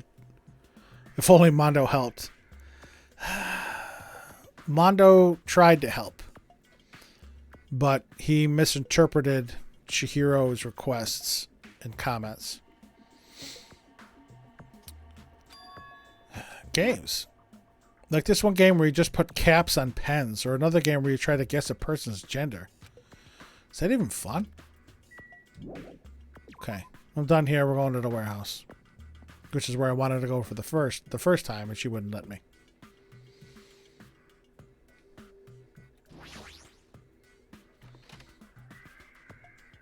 Goods warehouse. Without thinking, I peeked into the pile of stacked up cardboard boxes. There's a Monokuma calendar, a Monokuma sandbag, and even a Monokuma guitar. First there was the Monokuma archive at the fun house. Now there's a plushie factory and all these goods. How full of himself is he? Mascot popularity doesn't last forever. I gotta earn the big bucks while I can. A mascot that isn't popular anymore is like a piece of candy without any sugar.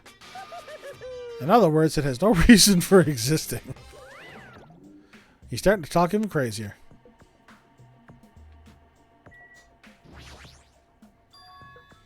This looks like a Monokuma panel, but why so many? I was thinking about using these to decorate the stores that sell my merch and make them look all boom. Then they'd stand out, you know? No store would sell your stuff. You're so stupid. Of course not. You're such a fool. That's why I'll open an official Monokuma shop. I'm thinking about opening chains all over the world. Of course, the main attraction will be my life-size Monokuma plushie. Can't believe you thought that far into the future when you made these. Your business is doomed to fail. Enough already. You have no business sense anyway, so just stop it.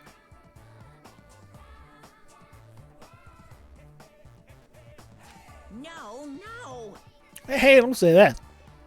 Let's do our best together. We'll be as popular as Pogs were in the 90s.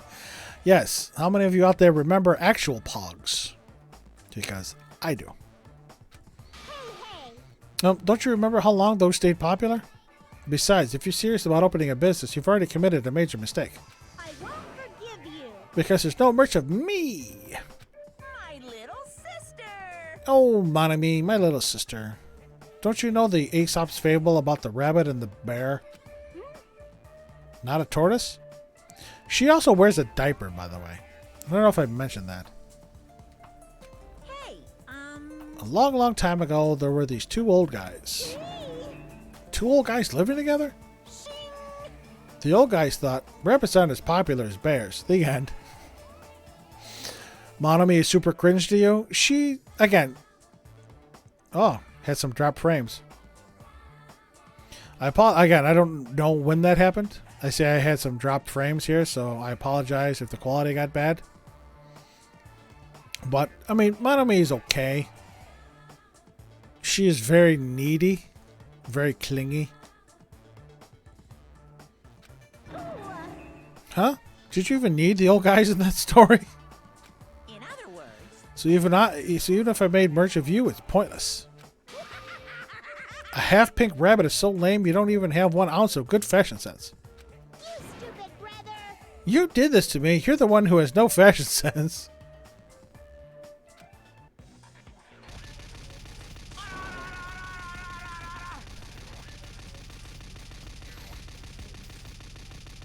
Alright, that's just funny.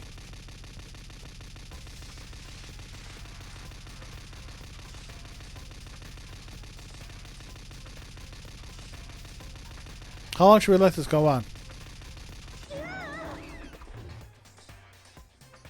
What a hopeless way way of snapping back. But honestly, I can't help but feel like I might have made too many panels. Special bleeding service. So whoever wants to decorate the room, please do it as much as you like. Here. Come on, what are you waiting for? Hajime, let's run. You're right. You're right. I didn't get to search it, though. We ran out of the warehouse, narrowly avoiding Monokuma's plan for inventory disposal.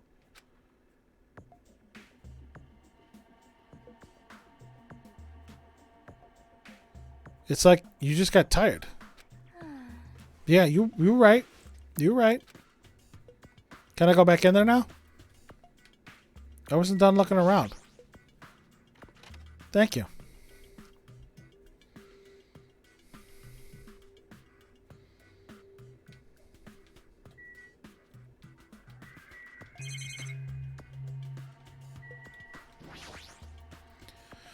All this stacked up stuff is a bunch of CDs.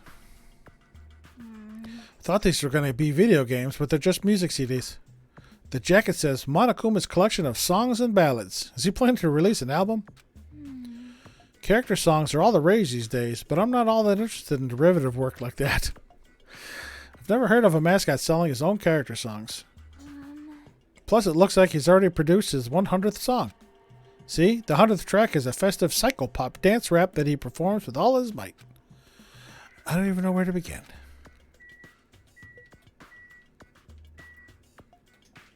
I say, that's not the Monokuma.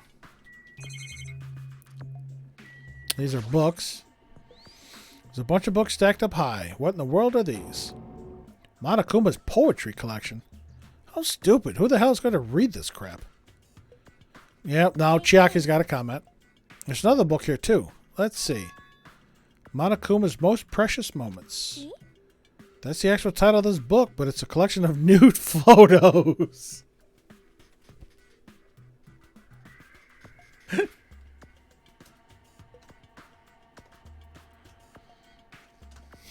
Jesus. That is a Monokuma quote I pulled from the first game because I found it absolutely hilarious. Monokuma is already naked. Yep. I know. Jesus. There are a bunch of cardboard boxes stacked on top of each other. There are various goods inside them. There are even household appliances and musical instruments. They're probably used for packaging goods before they're shipped. Looks like they're waiting to be shipped, but I don't these are ever going to leave the island. Alright, devs, what the fuck? Can't you get shit that's done right? Now you're forgetting words? Originally you were putting in the wrong words? Or double words? Now you're omitting words? But I don't think these are ever going to leave the island. Damn. Alright, I think... Oh, yeah, because I looked at that. I'm not checking... We'll talk to Chiaki really quick. It's like I can just tell from the ambiance that there are no important clues here. I don't think... Jago, it's not funny. It's aggravating when you're trying to read and then your brain hits that fucking wall. Well, at least we confirmed that... Okay, I'm done. I think I'm done now.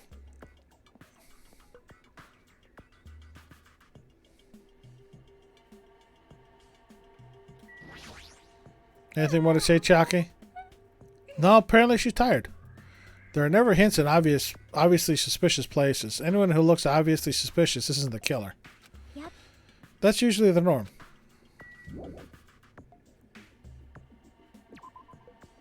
Right, I'm done exploring. Yo. Oh, hi, Fuyuhiko. Hey, Hajime, I was looking for you. What's up, Fuyuhiko? Wow. I was thinking you probably finished exploring this island by now. Well, how convenient of you. You're right. You're right. I think I've explored everywhere at least once for now. Damn right. Do you want to meet up with everyone and discuss things? Yeah, I don't mind. Figured it'd be annoying if we all went back to the hotel for this, but there's a street nearby lined with food vendors, so I told everyone to meet up there. Later. I'm heading over there right now. Hurry up and come over. After letting me know, Fuyuhiko left the area. You actually took the time to tell everyone about that, huh? Well, now's not really the time to be impressed by something like that. It'd be bad to make the others wait. I should hurry over to the street with the food stands. No poopy stuff.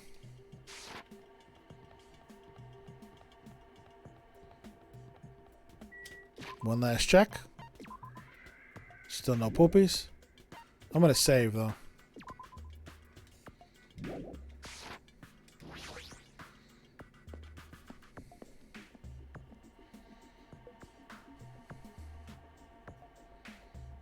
Hi, everybody.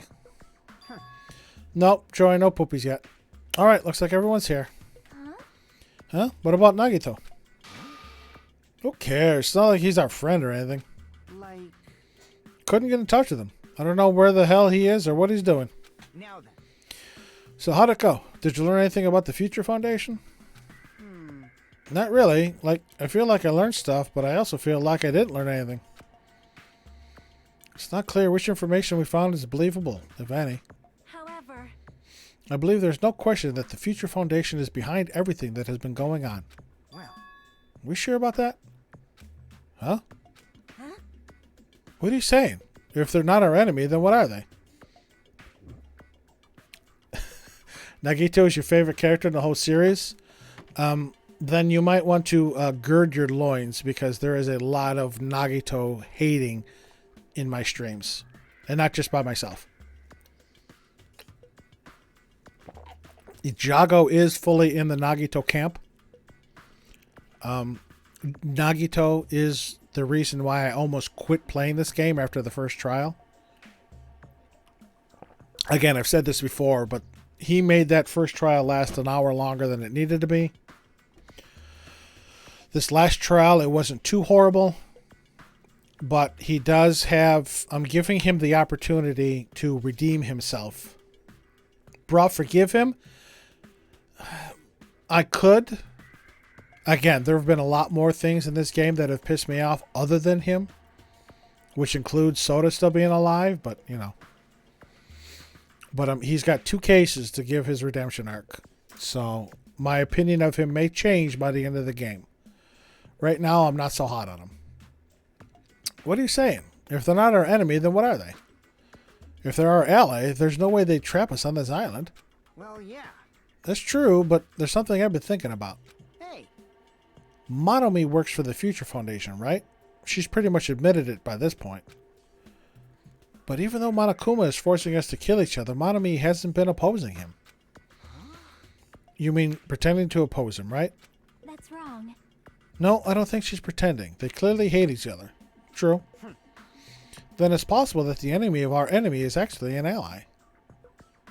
Oh, are you actually going to be able to embrace Monomi now? Because she opposes Monokuma? You think she's our ally? Well, Marsh, that was told to me at the beginning of the first game. Don't get too attached to anybody, because odds are they're going to be dead by the end of the game. I couldn't stand Kuya in the first game because he was a dick, but he ended up being pretty cool in this game until he died. Toko was funnier than hell. Hina, of course, I liked. She was cool. Sakura, I loved, and she'll be missed. Again, Chihiro was my favorite there. Hero was okay. Kyoko was cool. Please wait. Even if they both oppose one another, is it not possible that they are both our enemy? I'm starting to get pumped up. Like a 3-way battle. That's kind of hot. Connie resembles... Yeah, she does, Marsh. You need to rein that personality in. hey. Why? After all this time, are you suddenly backing up the Future Foundation? Whoa! Are you talking like that because you're actually the traitor that's working for them? Damn it. Don't be a fucking idiot.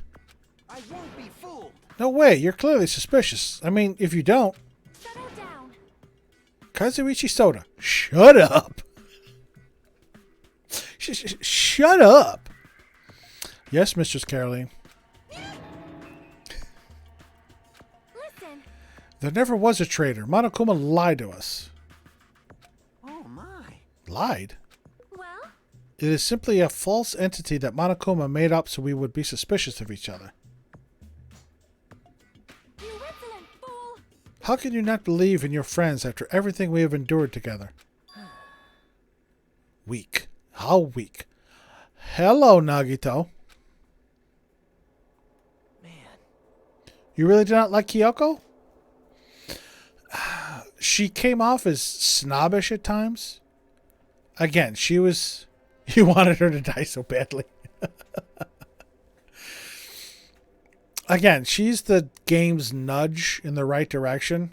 I mean, if you think about it, Nagito and Chihiro are the same for this game. They're giving you that nudge. Little nudge. They call them a little nudge. But again, Kyoko was cool. Maybe it's because I like Erika Harlacher, you know, her voice actress. But, human exposition in a bad way. It's plot exposition. It has to go somewhere. But yeah, I mean, again, she was the narrative. Instead of facing the problem directly and overcoming it, you're desperately trying to run away. Such despair. That weakness is hopeless. Nagito. I'm going to talk to him last. I'm going to talk to Boob Pillows first. Hey, hey! Nagito, what's your plan this time?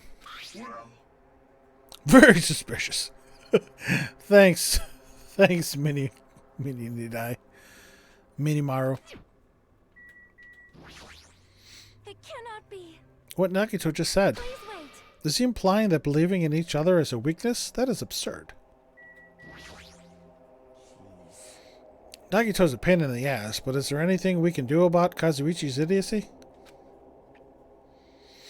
He doubts everyone so easily and never apologizes for it. Well, I guess I'm used to it.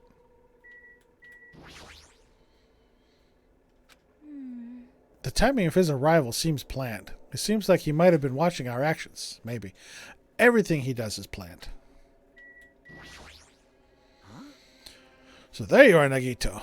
We didn't invite you here, you annoying bastard. Wow.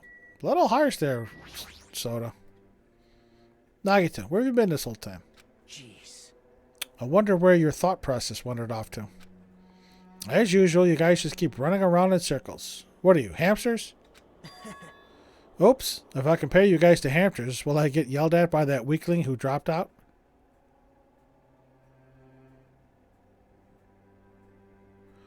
Wow.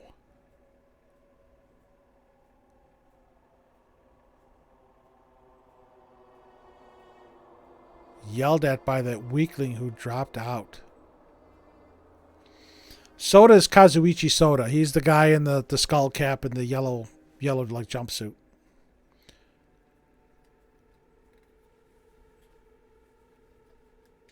That is... What is that? Now then. You asked where I've been this whole time, right? Well, I was in the middle of looking for someone. Looking for someone? I thought that person might have already arrived, but I guess I was wrong. Or maybe that person is hiding in a secret location and carefully watching us. Hey, who are you talking about? Are you saying there's someone else on this island besides us? It's probably the survivor of the killing school life. Makoto? Is Makoto Naegi actually here?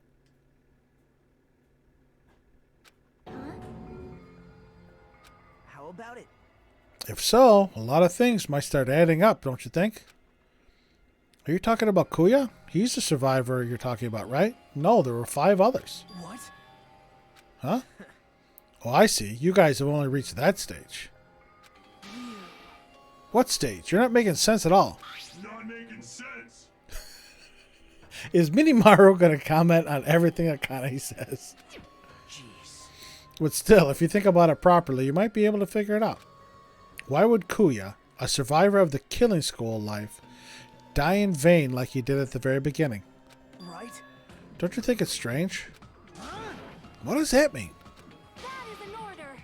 The issue is not with what he means. Please take back what you said about Kuya dying in vain. That's right. Yeah, listen to Miss Sonia. Well, You have been acting very strange lately. I do not like this version of Nagito we have been witness to. I don't like any version that we've been witness to, quite frankly. He's got 2 chapters left to redeem himself. I don't like you either. Well, I never liked you in the first place. This is troubling. Oh, it looks like I'm being hated. Well, that's understandable. There's no way you guys can even comprehend my suffering. Knowing the truth can be pretty painful in its own way. The truth? What truth? What do you know? Curious, are you? Well, see, here's the issue. If Nagito truly was with us, there would be no hiding. There'd be no deception. He'd be upfront and forthright and tell us what the fuck is going on. It is very difficult to formulate any type of plan on limited information. But why don't I tell you guys that after we found out who the traitor is? Huh? Actually, To tell you the truth, I still haven't figured out who the traitor is. But it won't take me very long. You guys don't have to worry. I'll weed out the traitor even if it costs me my life. That was just fucked up right there.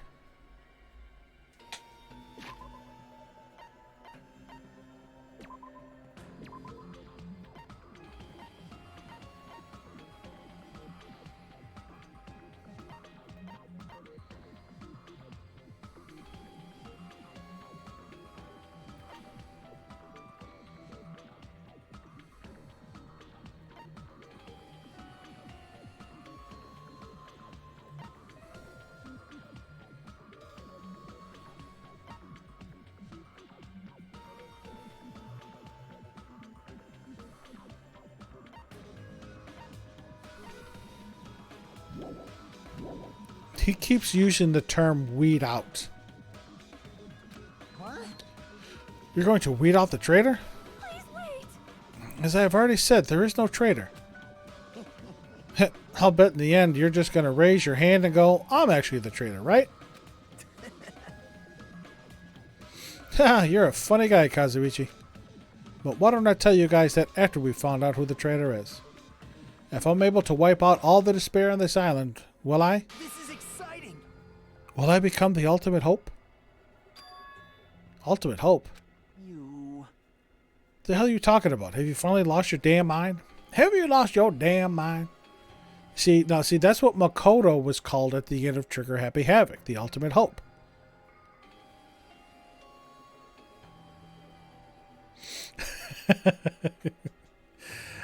Jalen, you are definitely bringing balance to the Nagito dislike in the room.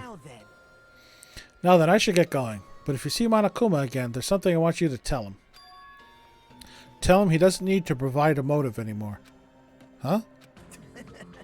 Tell him not to worry because I'm planning to go all out. Besides, the next one will probably be the last. Could it be? Nagito, what does that mean?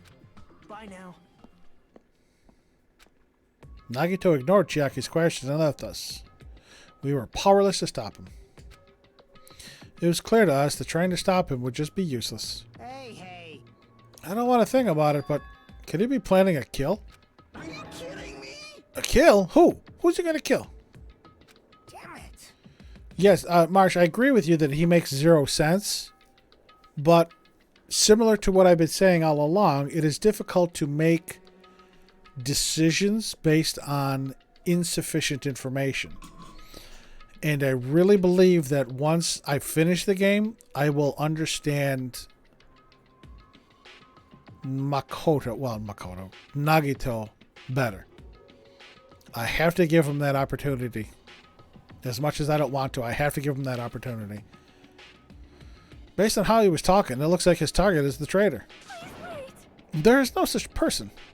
Methinks thou doth protest too much. I mean, the notion that one of us has been deceiving us all along. I will never ever believe that. Like Sony said, I can't believe it either. I don't think any of us could do that. But what if it is Nagito?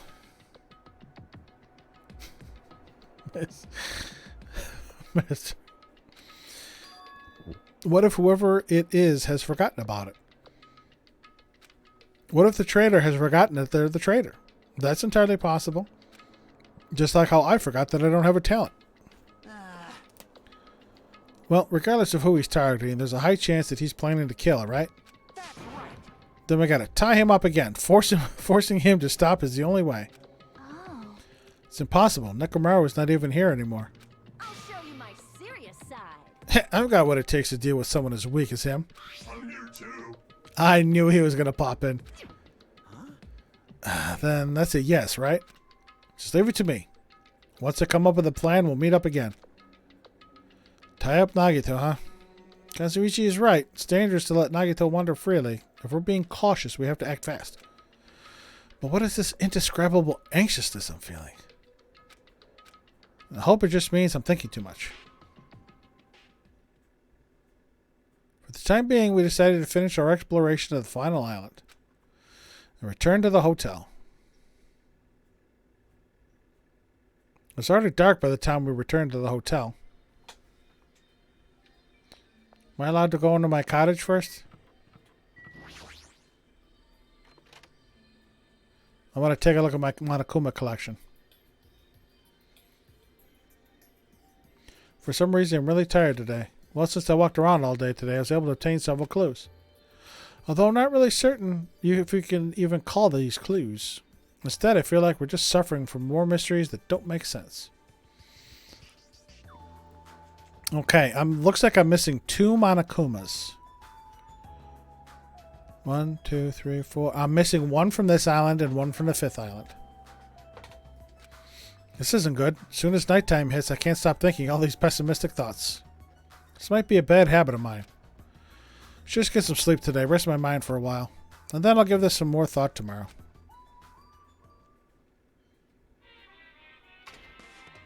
Monokuma Theater. Actually, Words are extremely dangerous. Unlike letters, words cannot be undone with erasers or with a backspace. That's why you need to be extremely careful. Same goes for me. There was a time in my past when I went through a lot of trouble because of that. That's right. When I was being trained at the safari park, at the time there were 2 animals at the park that I got along with. One was a squirrel named Sir Dietrich, and the other was a fox named Cha-Cha Jr. Senior Dietrich and Cha-Cha Jr. To be honest, Cha-Cha Jr. was really stupid. If a female employee tried to have a serious talk with him, he'd just stare at her boobs the whole time.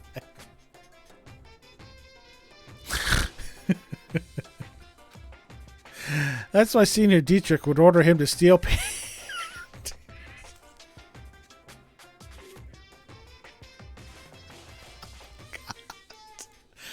Oh my god. And that idiot would get real happy when he exchanged the panties he stole for Dietrich's old undies. Oh my god. Also this one time, the 3 of us went to a steakhouse and the waiter asked, "How would you like it cooked?" Cha-Cha Jr. probably said, "With fire." Senior Dietrich was pretty crafty. He knew how to play Cha-Cha Jr. He made Cha-Cha Jr. abduct a fawn and drown it. Then he saved that drowning fawn himself. And he made Cha-Cha Jr. tell everyone about it. Man, he really did some shady things. Anyway, the 3 of us were getting along together. We were living a fun life in the safari park. That's right, until the day I ended up saying those words. I accidentally said this to Cha-Cha Jr.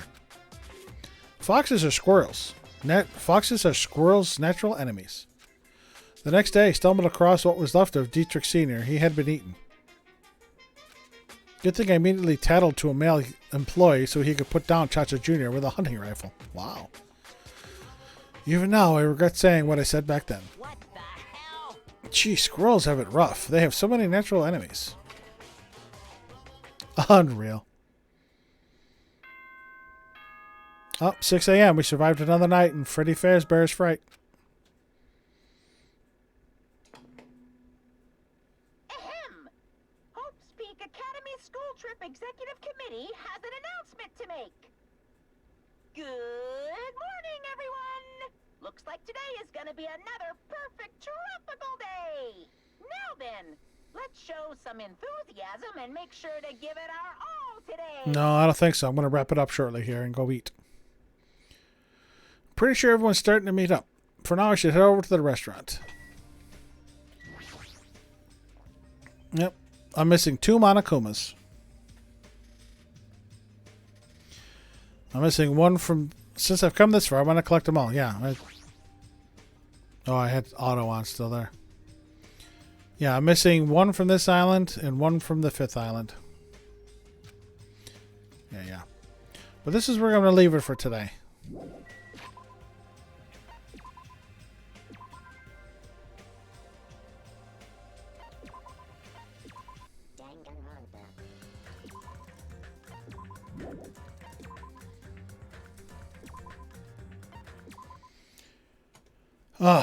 Well, ladies and gentlemen, and boys and girls, and everyone in between, thank you very much for stopping by. Thank you very much for all the chatting, all the subs, all the bits, all the raid from Joy, all the good times, all the laughs, all the tears, all the angry verbal diatribes for myself. We'll be doing some more of this tomorrow. We'll continue with this exploration. I'm sure we'll get to the climax of something. Oh, no, don't worry, Joy. Again, I saw you streaming yourself. We'll do some more of this tomorrow. Monday, we'll have our double stream day of Yakuza 0 in the morning and then Persona 5 Vanilla at night. We'll go from there. If you're looking for some of my older content, whether it's Persona 5 Royal, Persona 4 Golden, or Danganronpa Trigger Happy Havoc, those streams are over on my YouTube channel under the same name. If you care to follow me on Twitter or come join our Discord, there's the links right there. Feel free to come over and chat and have a good time. Yeah, that's it. I'm going to go upstairs, grab my dinner, bring it back down here, try and mess with my computer to see if I can get it working again. Every now and then we have these technical issues. But again, I thank each and every one of you for coming in and stopping by and spending a little time with me. Yes, thank you, Jalen. It was nice chatting with you as well. Nice chatting with everybody, of course. Remember what... until we see each other again, remember what... Holy cow. Remember what Jerry Springer said. Take care of yourself and each other. Get your vaccinations if you can. It's the only way we're going to be able to meet up in person in larger groups. Yes, Jerry Springer. Yeah, it took me a second there. I had the name and then I lost it. Old age creeping up on me. Yeah, get yourself vaccinated if you can. Conventions I see are starting to come back little by little, and I don't know if they're going to start requiring vaccinations, but you got your ouchie juice this week. Yep, I saw that, Joy. Very good. Hopefully you get your second dose in a good manner of time. Rest up after you get it because it knocks you the fuck out. But thank you very much, everybody. Until we see each other again, take care, stay safe, love you all, have a good night.